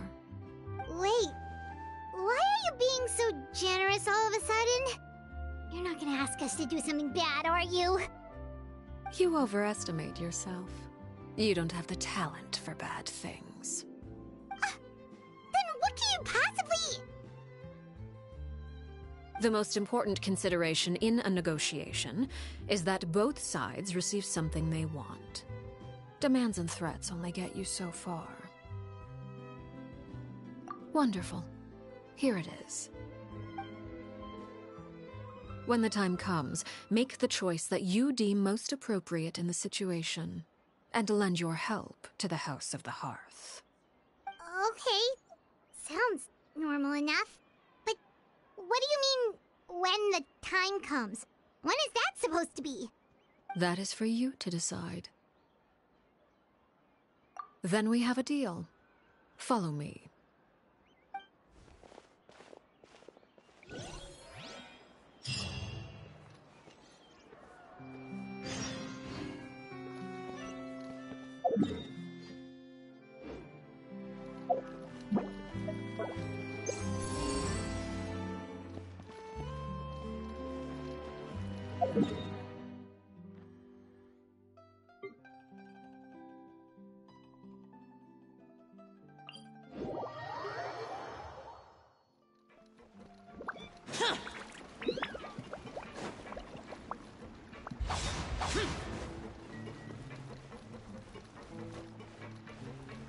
Let the show begin.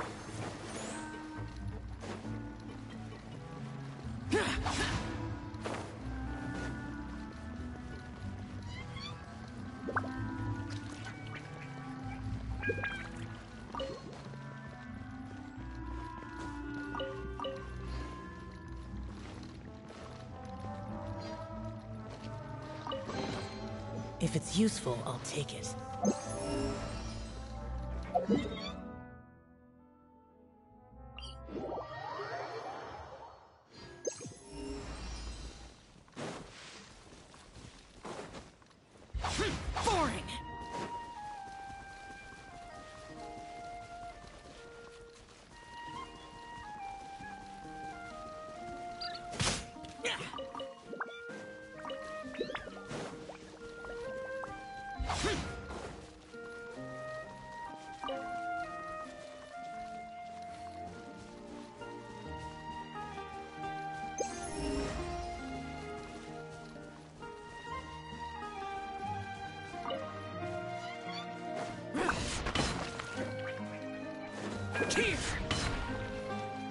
Useless.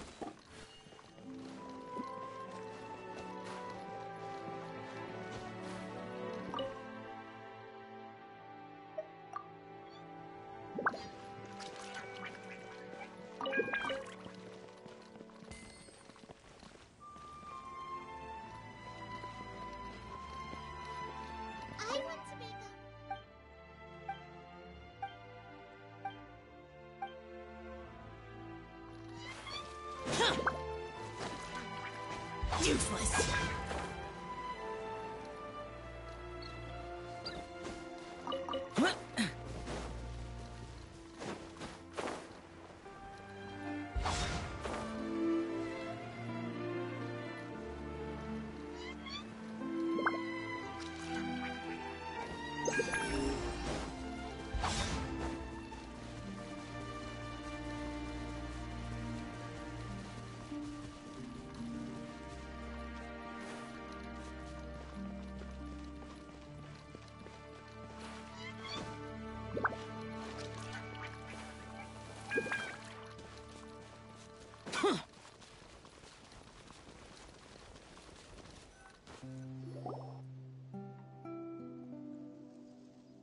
What is this place?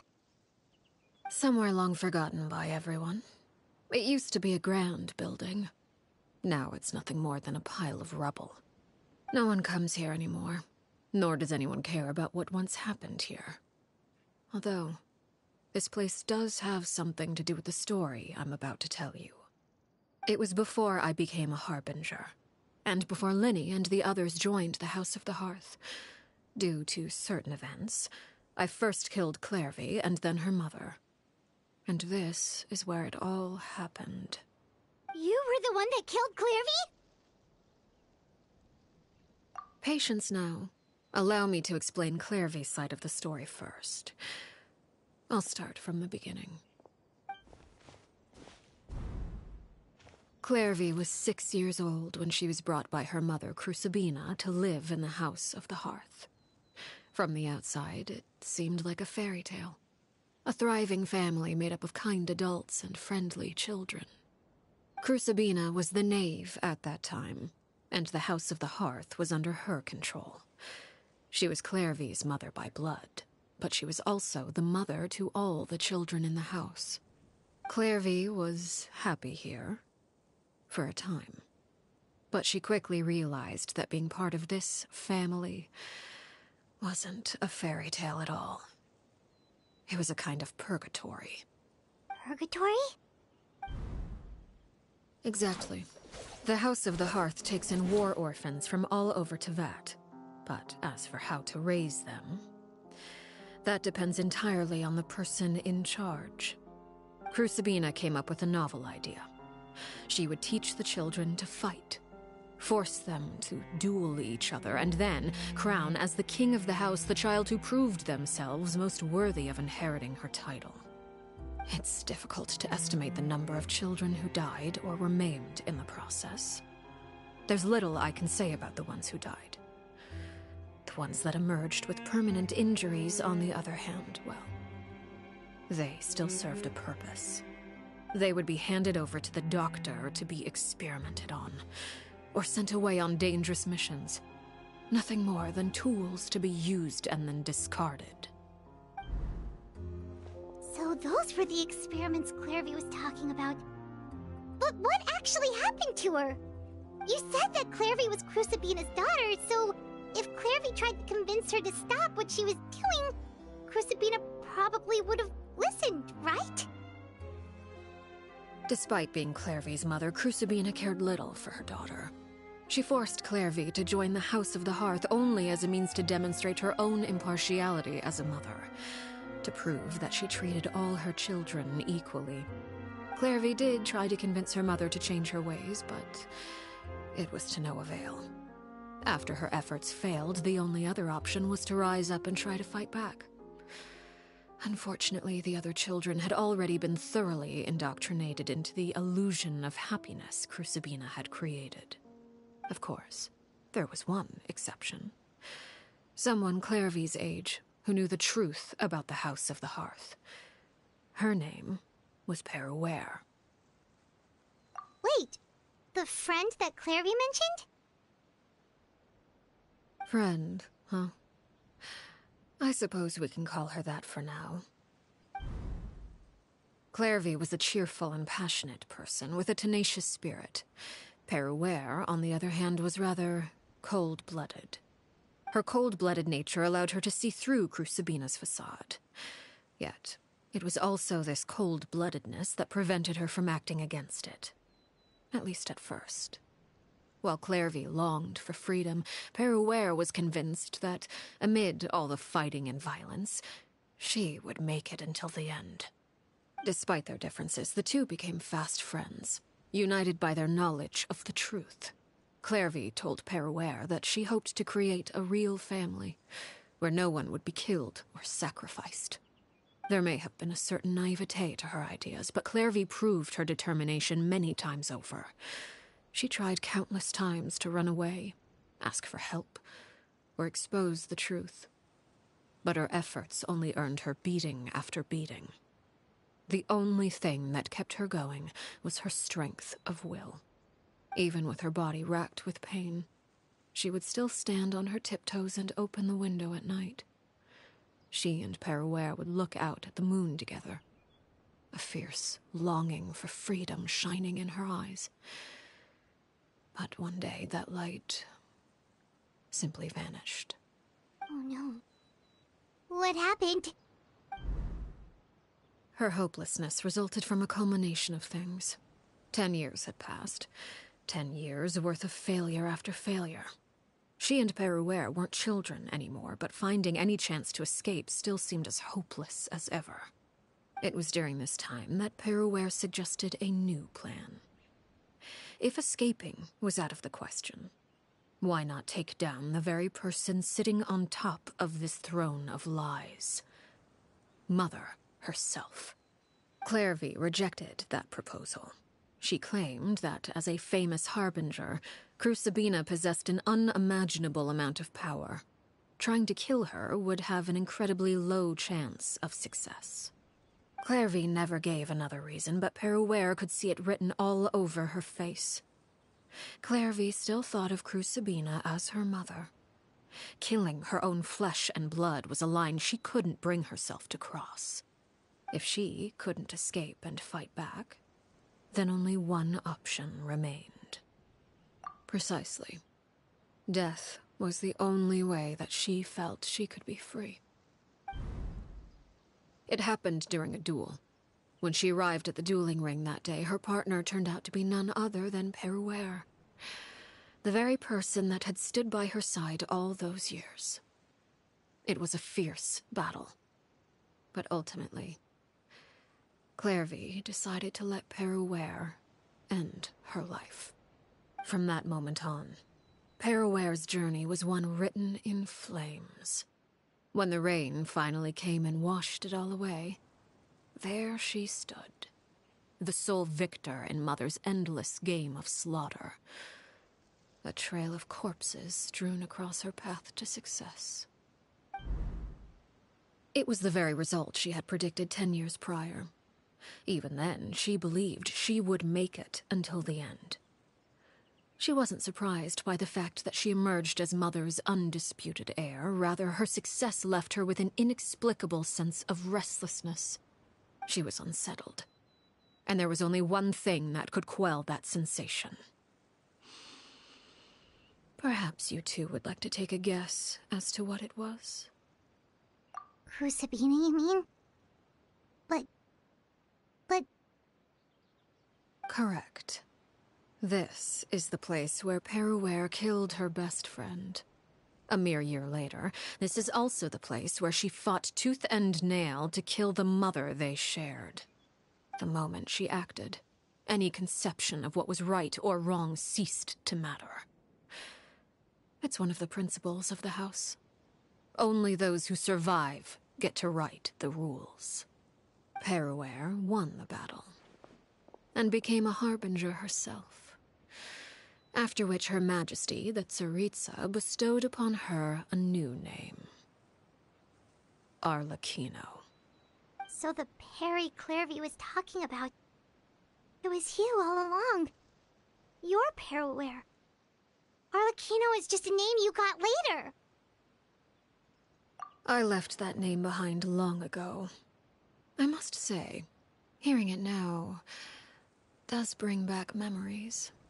After I defeated Crucibina, the moniker of Mother died with her. I chose to forego the title she called herself, and even chose to give up my own name. I rebuilt the House of the Hearth under a new identity. Not only as Arlecchino, but as father.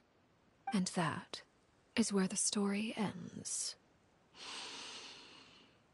Any more questions? Yeah. Based on what you just told us, Clairvy wasn't a little kid when she was killed. So the Clairvy we met... Was she really a spirit at all? I suppose you could call her an illusion born of flame. Her existence is like ashes to a fire. Something left over in the wake of blaze and ruin.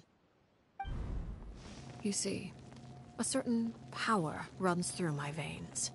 It's not unlike a curse. My flames leave behind shadows of anything they consume. Of course, the chances of those shadows morphing into a sentient entity are exceedingly slim. Clairvy is a very special case. Clairvy died when she was 16 years old, but what emerged from the flames was her 6-year-old self.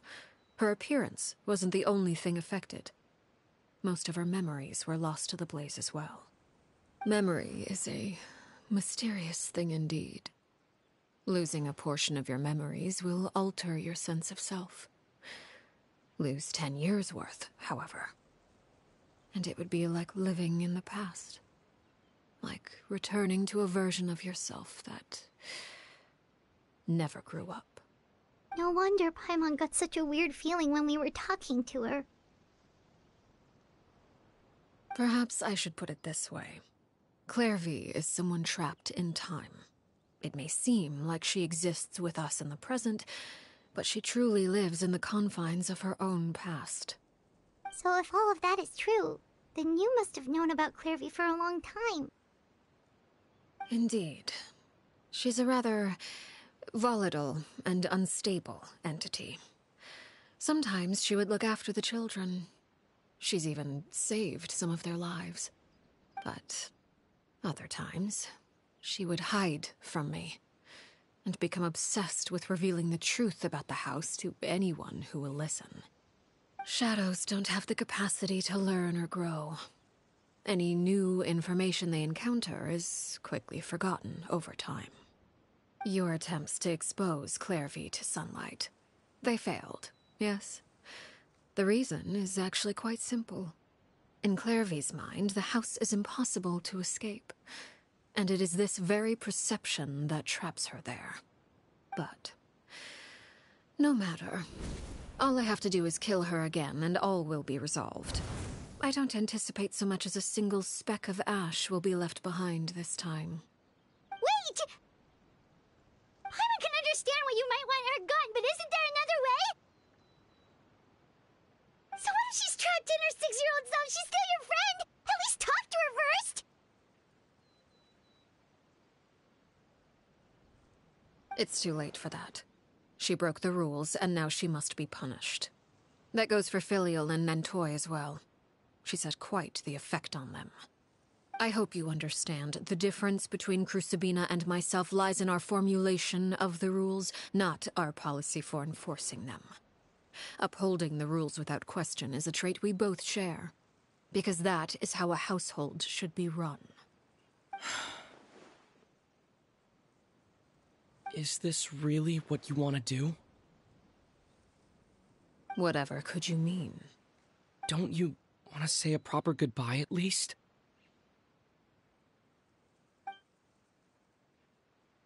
Whether as a killer or as a father, there are two things that must be avoided at all costs: anger and sorrow. Anger makes you impulsive. Sorrow causes you to waver. Well, it appears it's about time to proceed. Before we arrived, I told some of my well-behaved children to bring our troublemakers here by nightfall. I do believe I've kept my end of the deal. I gave your friends quite a bit more time. As for what happens now, we'll just have to wait and see.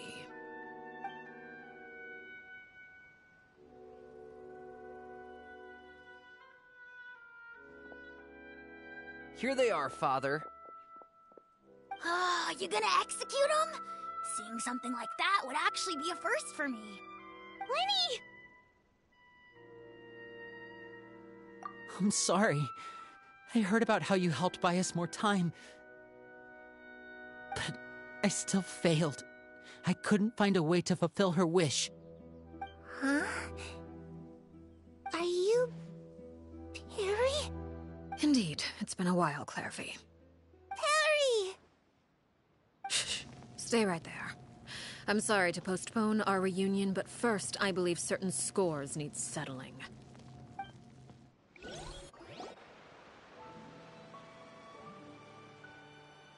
Father, let me explain. Out of my way. Father! You chose to conceal a threat to the house. And for that, you must be punished. Overall, however, I suppose your wrongdoing is hardly the most egregious of the bunch, so I'll deal with your punishments later. As for right now, the more pressing concerns are the traitors among us. By traitors? Do you mean us? Father, let me explain. We didn't mean to... Fultz, why don't you share what you heard? Yes, Father. Secret Midnight Meeting number 3. Participants: Filial, Nantoy, Sato, Toddy. Nantoy clearly said, "If only Father wasn't the one who took us in." Sato added, "I'm sick of this life. I just want to live as a normal person." Filial was the worst of them all. She called us crazies and said a bunch of mean things about Father. I did not! You're lying! Fultz is trying to frame us. It's not like I'm the only one who heard those things. After that, you and Toddy and a bunch of other people started talking about Clairvy. You were using all those things Clairvy brought up as an excuse to question Father. We're birds locked in a cage. The only way out is to destroy it. That's what you said, wasn't it? You little... You just want me gone, don't you? What did I ever do to you, huh? And you, Sheplo, have you forgotten who stood by your sickbed, watched over you, and changed your dressings? Come on, let's hear it then. What's your reason for all this?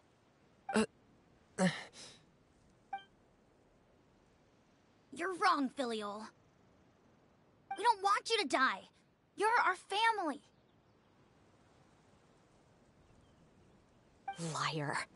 You wouldn't be doing this if that were the case. So why? Why have you backed us into a corner? We all live in the House of the Hearth. You know the type of work we do, Filial. A single betrayal can cost dozens of us our lives. It's not like it's never happened before. That kind of thing is hard to forget. That's why the House of the Hearth cannot tolerate any form of betrayal. Ever since we came to Poisson, you've had 7 secret meetings, A lot of the things you talked about really crossed the line. You've been spying on us for half a month? Wait a second. Now that I think about it, the move to Poisson was just a way to make it easier to spy on us, wasn't it? Because we were all in one place! You've had this planned all along! Filial, Nantoy, I'm sorry. I owe you both my life. I owe Clairvy too. If it weren't for all your help after I got poisoned, I wouldn't be standing here today. If this were any other situation, I would do anything to repay that kindness, even if it cost me my life. But rules are rules. I'm sorry. My hands are tied. Why? Why? That's enough, Filial. We made a mistake, and we should own up to it. We broke the rules, plain and simple. And now we have to face the consequences. I'm sorry, Chapleau. Fultz. I'm sorry, Father. We accept our punishment. Chapleau, according to the rules of the House of the Hearth, how should these traitors be punished? All those who betray the house pay with their lives. And so it shall be.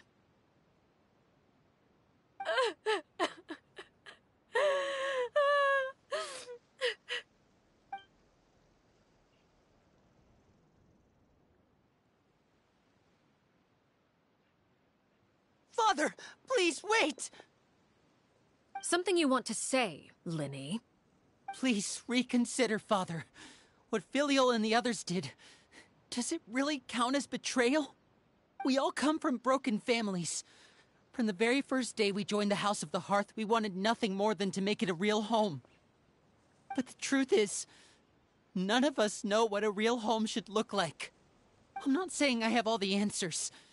All I know is this. Killing Filial and the others may uphold the rules, but doing so will only bring us further away from being a real family than we've ever been. So please, Father, please reconsider. I agree with Lyney.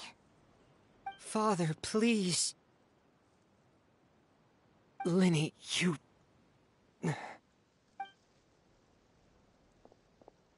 I also agree with Lyney.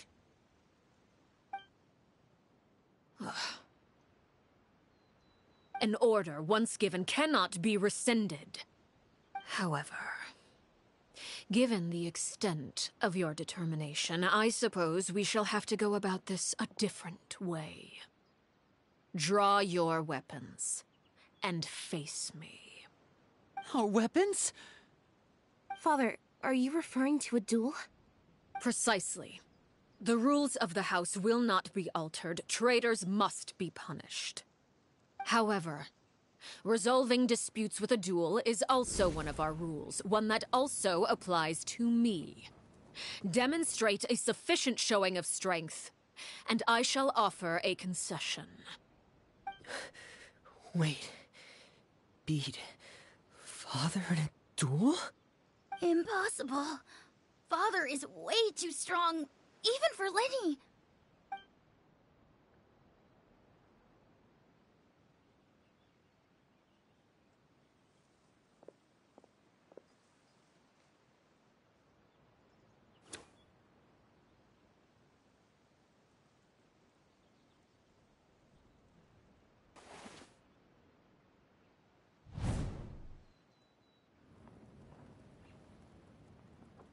Did you hear that, Traveler? Lyney and the others have to duel the knave. What should we do? Can they really win something like that? If they lose, those people from the house are really gonna be executed.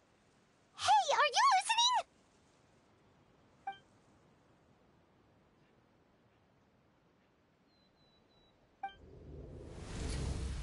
Don't you want to say a proper goodbye at least? Anger makes you impulsive. Sorrow causes you to waver.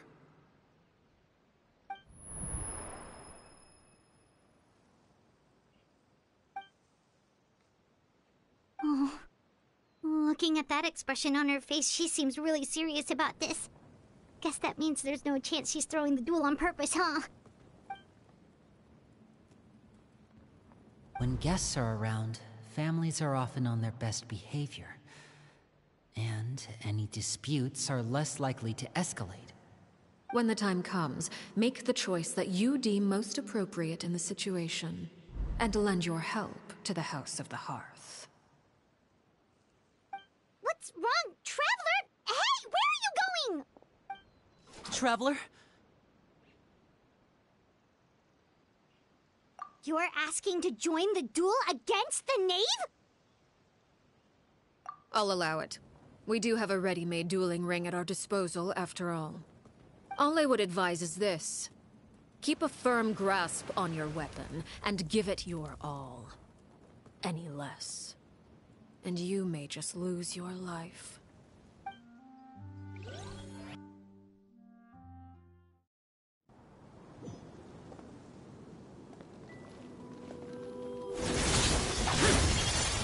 Is it my turn now? Think you can get With away? these rising flames! Here we go! Illusion shattered! Now you shall perish! Ha! And voila!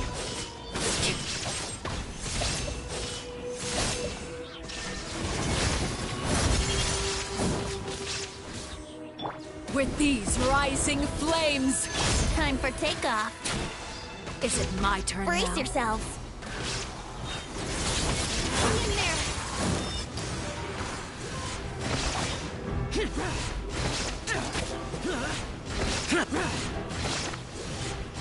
Here! Now that's more like it. Is it my turn now? Worthless! Getting here! Shine down! Torn to oblivion! Spare your energy. Running is of little use.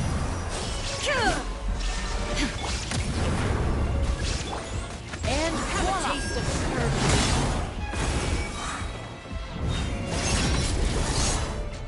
Time for takeoff. With these rising flames! Come on! We can do it! Over here!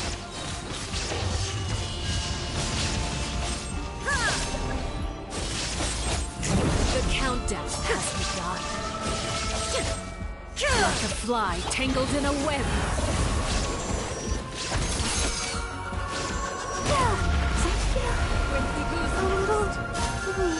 Try to pace yourself!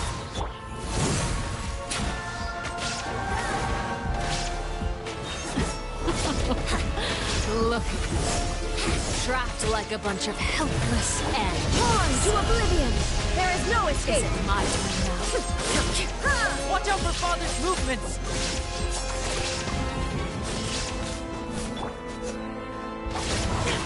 Time for takeoff. Let's play!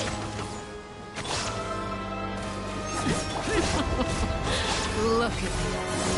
Trapped like a bunch of helpless ants. Over here! Is it my turn now? I'm down! Here we go! Think you can get away?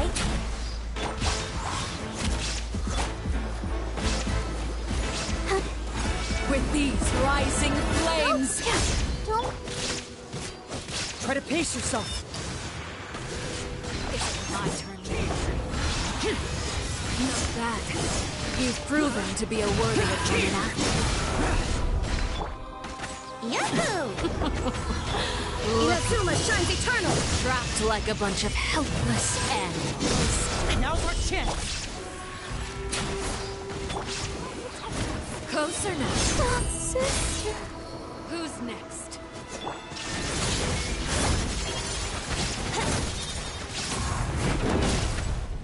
Useless! Are you...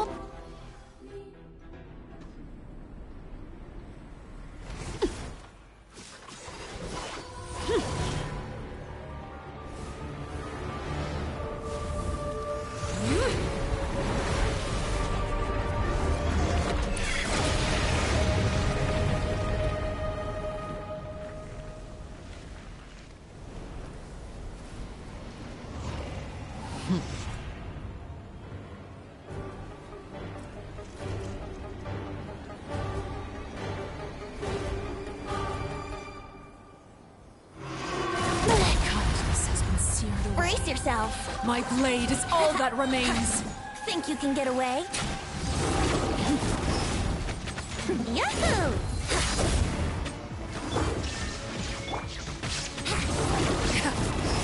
Brace yourself. Yes. Now's our chance. Over here.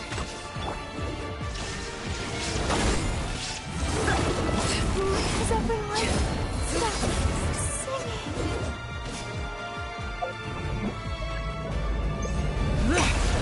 Useless. Your punishment. Watch out for Made manifest.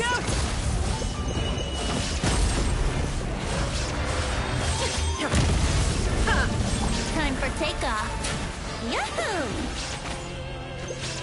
Yeah. The sun and moon have set. Now's our chance. Over here. Let's play.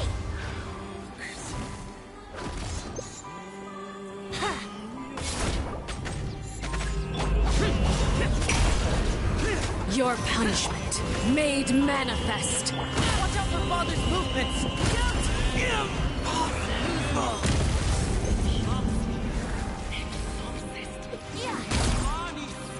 Here we go.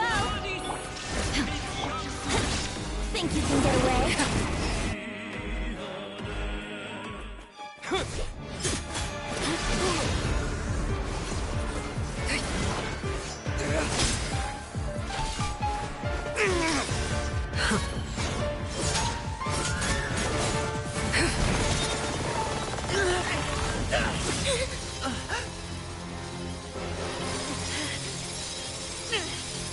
You should know better than to crowd in one place.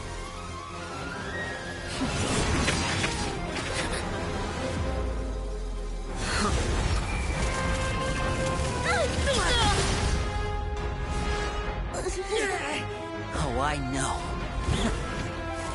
No! I'm sorry, Father!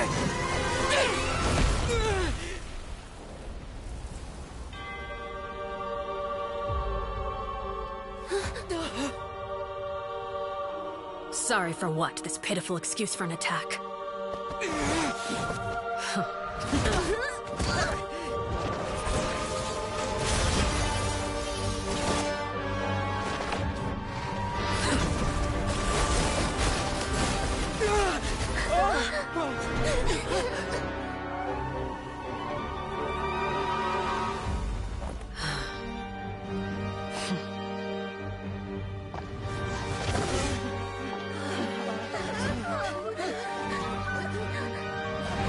Father, no!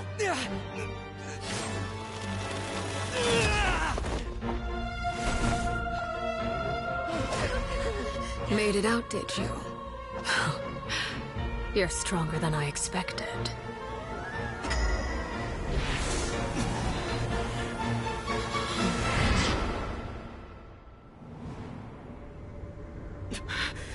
A crimson moon?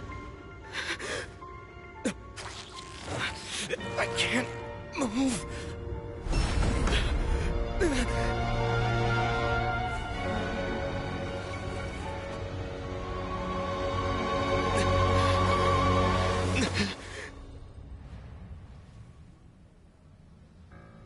Still, not strong enough to beat me.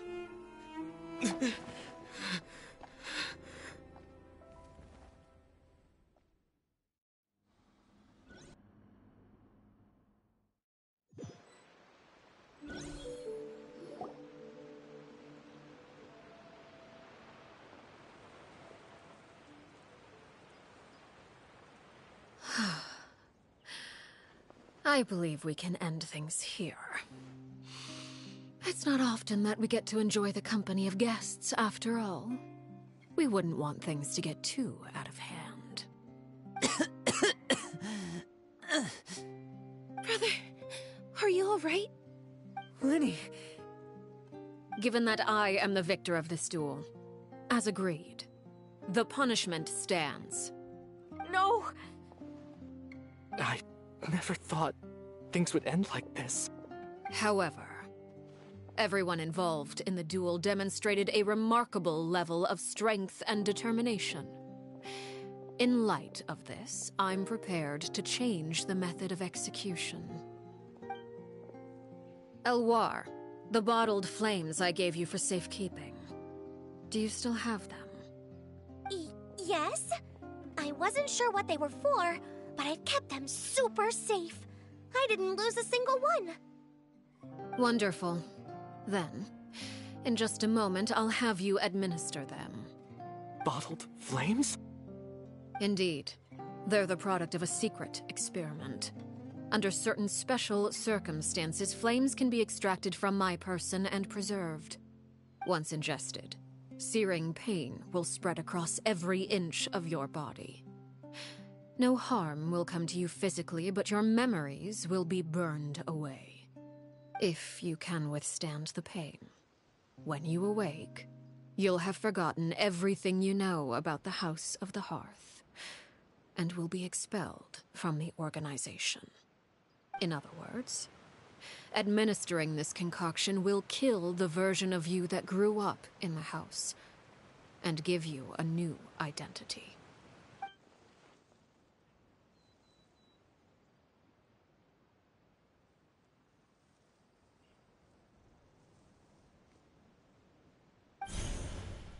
Memory is a mysterious thing indeed. Losing a portion of your memories will alter your sense of self.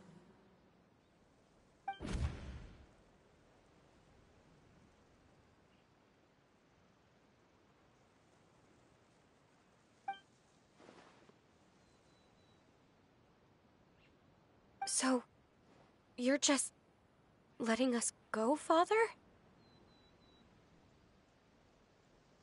You misunderstand. Memories are extremely important. Once consumed by flame, the version of you standing before me will die, and our secrets will die with you. So no, I don't intend to just let you go, because the person who survives will be nothing but a stranger. Even so, I won't have to live in fear anymore. I'm sorry, Father. I'm sorry I let you down, but I really... Don't cry, Filial. You haven't left the house yet, so there are still rules to be followed, yes. Remember what I taught you. Anger makes you impulsive, sorrow causes you to waver. Don't let yourself be controlled by your emotions. Of course. I'll remember. Dry your tears, and go pursue the life you really want. Yes, Father. Chaplot, Foltz, Elwar. Take them back to Poisson. And bring Lyney and the others as well. I prepared 3 extra vials of bottled flames. As for whether to take them, the choice is yours. Goodbye, children. The next time we meet, I will no longer be your father. Thank you for all you've done for the house. I hope you have bright futures ahead of you.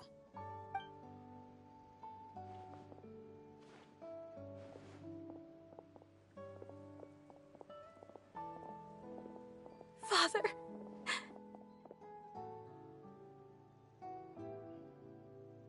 Let's go.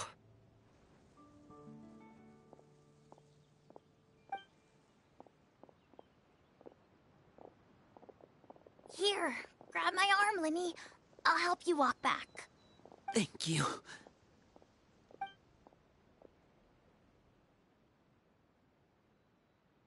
Clairvy.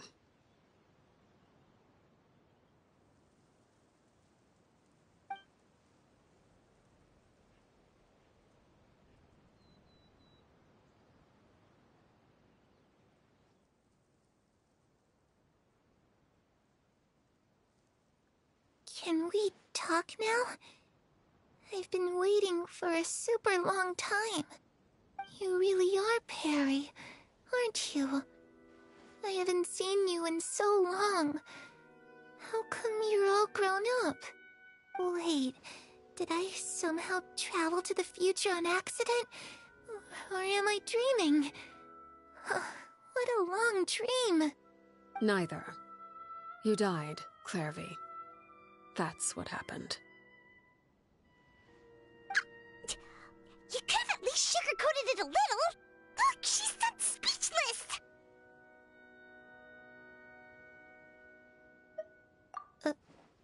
Oh. Okay then. Huh? That's it? You accepted it just like that? Yep. If that's what Perry says happened, then I believe her. Perry wouldn't lie to me. Plus, I don't really need to know why I'm like this.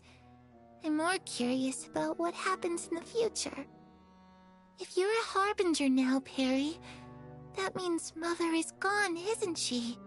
Can you tell me about it? I want to know what happened to her. And to me. You never stopped trying to defy fate. At first, no one believed you. You could only vent your frustrations to the moon. In fact, you often sought comfort in the night sky. You wanted to see the aurora, so one night we promised each other we would go to Snezhnaya to see it together. Later on, you tried to run away, but you were brought back each time. Mother spared your life, but it wasn't out of kindness. Instead, she decided to make an example of you by slowly torturing you over time. That way, the other children would know what happens to traitors. Still, you never gave up. Mother hoped that through ruthless duel after ruthless duel, she would be able to crown an ultimate victor among the children she raised. But you called on everyone to unite, to fight to a draw in order to reduce casualties. Your efforts may have only delayed the inevitable, but still. You gave them hope. You tried everything you could think of, but every attempt ended in failure. Still, you never turned your sword on Crucibina, and you never turned it on me. On that gloomy day, you told me, "For the last 16 years of my life, I've done everything I can to fight for freedom. But now, I realize that the only freedom I truly possess is the freedom to choose to die." I never imagined I would say something like that. I must have been feeling really worn down. But somehow, I still think I understand. According to Mother's plan, only one of us was going to make it until the end. And I always hoped that person would be you. If I could do it all over again, I still don't think I would make a different choice. Even when I first met you, I knew you'd be able to do what I couldn't. Is that so? Even now, I'm not sure I truly understand what kind of freedom you were trying to pursue. But as the head of the House of the Hearth, and as the children's father, I've tried to give them the most basic of freedoms. The freedom to choose their own fate. It's something I discussed with the Iudex of Fontaine. The children who want to leave the house will have their memories wiped clean of all secrets pertaining to the organization. In return, they will be allowed to live a normal life in Fontaine without being prosecuted for their past. Of course, I won't simply hand freedom to them on a silver platter. They have to fight for it and prove themselves worthy of it. Only freedom that is earned has true value. That's more than enough. That's exactly the kind of life I was fighting for. You know, Perry, I think you're a pretty amazing king, and a really great father, too. I'm really happy that you're the one who took over the house. I guess I do have one regret, though. I still haven't seen the outside world. Well, it just so happens that our dear guests over here have been to many nations and traveled to countless places. Perhaps they would be willing to tell you what the outside world is like. Really? Of course! We've traveled all over the place. We've got so many stories, we could probably talk your ears off for 3 days straight!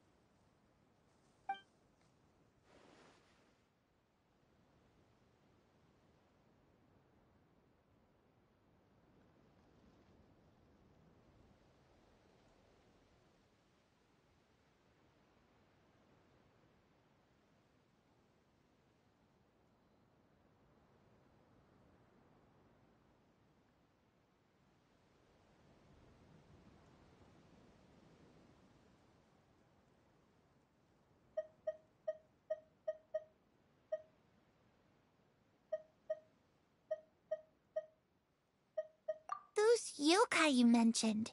What do they look like? I once saw a drawing of this one guy with horns on his head and a super scary face. Are there any yokai like that? Oh, sounds like you're talking about an Oni. Yep, we've met one, and let Paimon tell you, they're not nearly as scary as they look.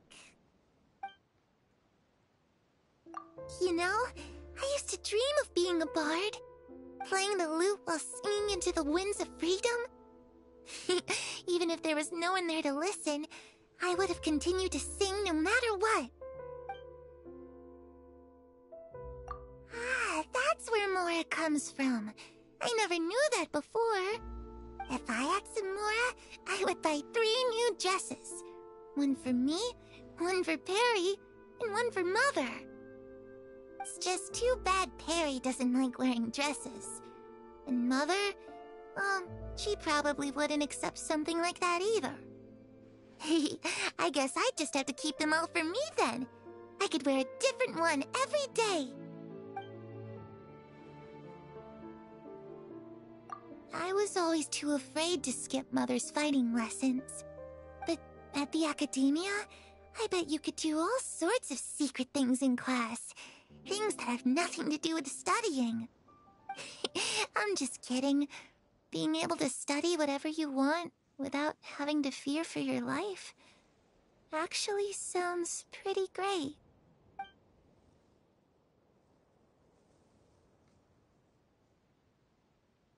The situation was super dangerous. Lenny and Lynette were accused of committing a crime, and they were going to have to stand trial at the Opera Epicles. Oh no, that must have been hard for all of you. What happened next? Don't worry, we were able to turn the situation around super quickly, all thanks to Detective Paimon, of course. How'd you do that? Come on, tell me. Okay, so it was like this. After the failed magic show, we rushed to the scene and...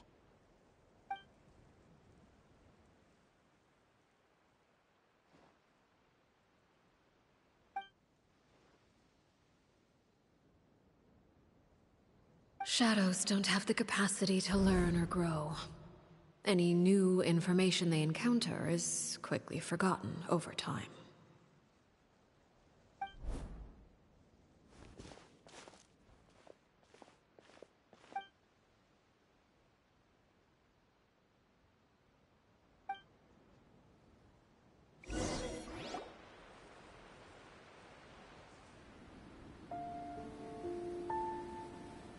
Clairvy, you've worked tirelessly from the shadows to overthrow the House of the Hearth.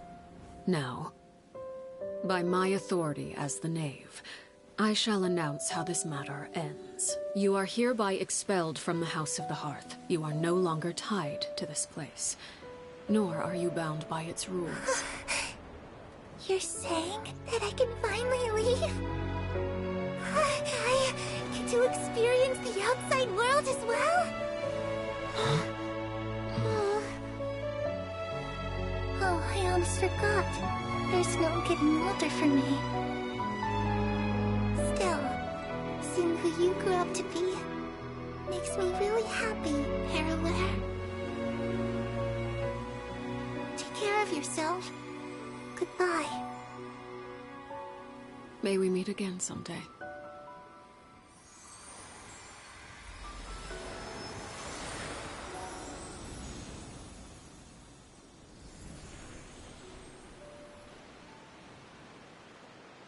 Clairvy. She left so soon. Paimon didn't even get to finish her story. I also have certain sentiments left unsaid. I wanted to tell her that the aurora I saw in Snezhnaya was just as beautiful as the ones in the pictures. But a shadow's memories reset at dawn. Had we delayed any longer, we wouldn't have had the time to say goodbye.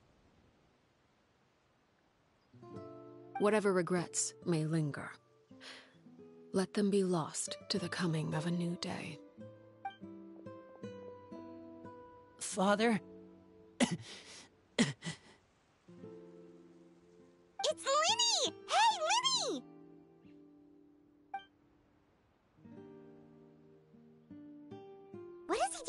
here. Let's go check it out.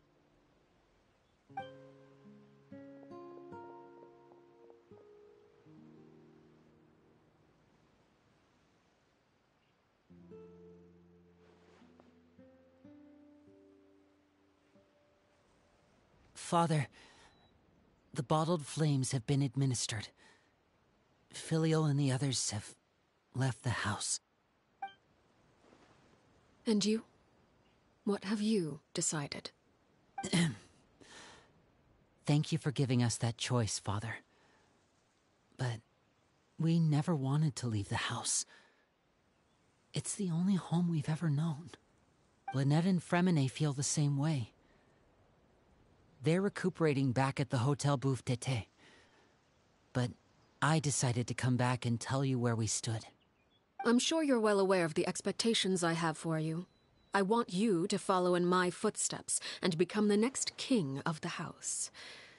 Yet you seem to have different ideas. I must admit, I'm rather surprised by your decision to stay. There's nothing wrong with choosing to live a quiet life. Leading this organization is a heavy responsibility, one not so easily carried by someone forced onto the throne.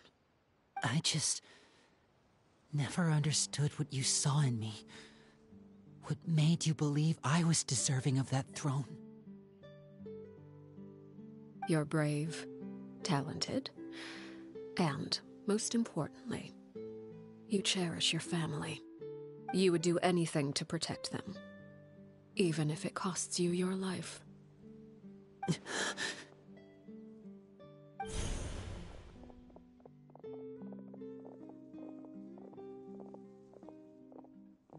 Speaking up back there was so brave of you, Lyney. It's all thanks to you that we were able to convince Father to back down. You're a hero, Lyney. Hero? Father is the real hero. Had Father gone all out during the duel, there's no way I would have walked away with my life. She must have had it all planned from the beginning, from the very moment she suggested a duel. I'm not deserving of that title. I'm not strong enough or smart enough. You're wrong. In my opinion, all you need to be deserving of the throne is conviction and the necessary strength to act on it. We may have different ideas of what it means to be a family, but you can hardly be said to lack conviction. What you truly lack is strength. For someone of your talent, though, that's something that will come with time. Even without that strength, you still chose to face me in a duel, even though the odds were stacked against you. That capacity to honor your convictions is what I truly see in you. Father. No one knows what the future holds, what tragedy or triumph may be in store. Being at the head of this organization requires the strength of will to face whatever comes. Caution will only hold you back. If reaching a certain standard were required to go after what you want, I would never have succeeded in killing my predecessor. Back then, there was still a considerable gap between our abilities. Strength may decide the ultimate victor, but those who let a lack of strength dictate their decisions or undermine their convictions will never be worthy of the throne. I understand, Father. Thank you. Children must grow up to surpass their parents. Only then can a family continue to flourish. The road ahead is not an easy one, so I'll ask you one last time. Are you certain you want to stay? You've done so much for me, Father, and that kindness must be repaid. Plus, with Project Stuja at hand, there are many dangers ahead, and I, for one, don't intend to back down. Protecting my family at all costs. That's my conviction. Then you're welcome to stay. As for Project Stuja, you need not be too concerned. If those cowardly businessmen and heartless dignitaries try to take us down, I'm prepared to teach them a lesson. Having members who longed for the light was our organization's last weakness. With those members no longer among our ranks, The House of the Hearth is like a spider hiding in the shadows. We need only wait for our prey to come to us. At present, our imperative is to use their plan to our advantage. In doing so, a crimson moon shall rise amid the frigid blizzards of winter. No demonstration of loyalty shall go unrewarded, and no sacrifice shall be in vain. As for the two of you, whether we meet again as friend or foe, I'll remember the camaraderie we shared in this moment. No matter how arduous the journey ahead, I hope we both reach our desired destination.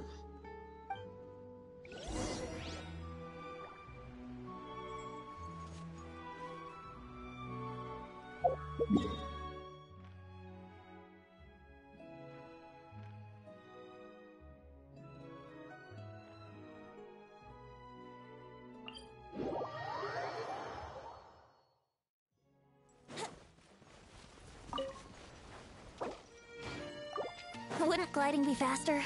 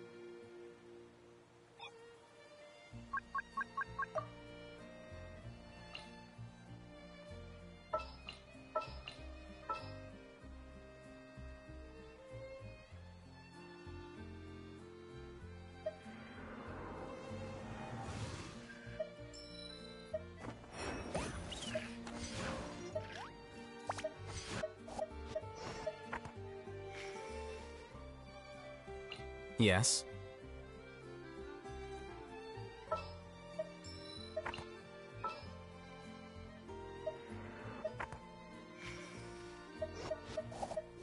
What shall we do?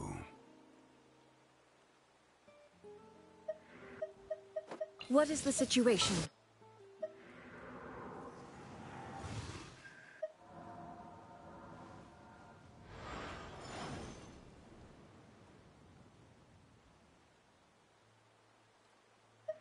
I'm here.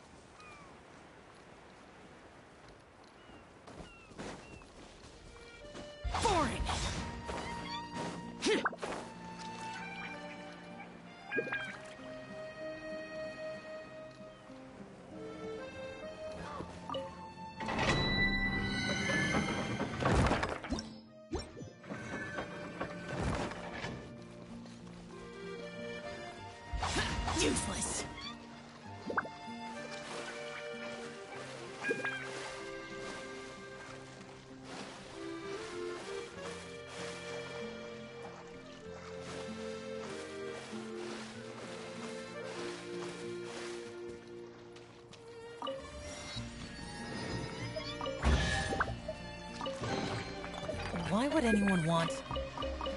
Forget it. It's not...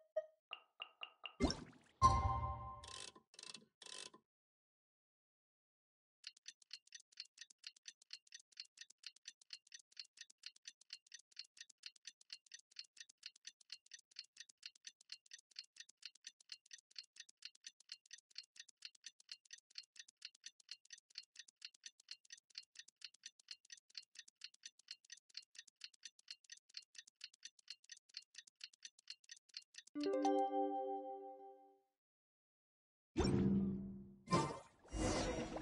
Linny say that Lynette and Fremine were recovering at the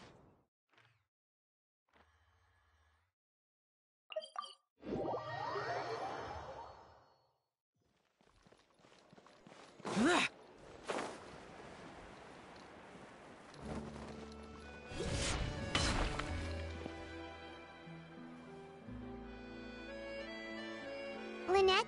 Fremine? How are you feeling? Much better. Whew, what a relief! What about you? Are you feeling alright? I knew you'd come out unscathed. Us, on the other hand, well... We've been bedridden for 2 days. I couldn't even turn over. Oh, and I wanted to ask, is Clairvy... gone? Linny and the other members have left Poisson and returned to the House of the Hearth. According to him, there haven't been any more sightings of a spirit roaming the house. I see. I'm glad. Father came to check up on us 2 days ago and told us about what happened with Crucibina and Clairvy. Actually, I've met Crucibina before.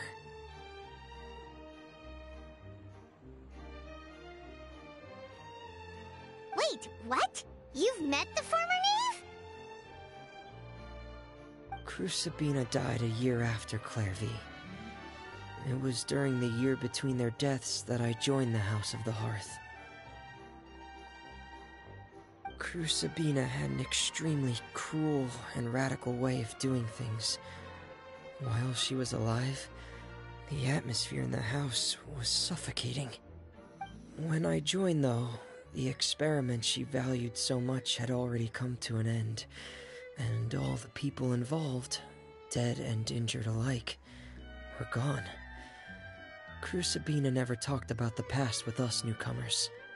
A couple of months after I joined, Father killed Crucibina and burned all her files. With that, the names of all the people subjected to her experiments, Clairvy included, were lost to the flames, along with the painful memories they represented. Father took in Lenny and me a couple months after that, but she never mentioned anything about Crucibina or Clairvy.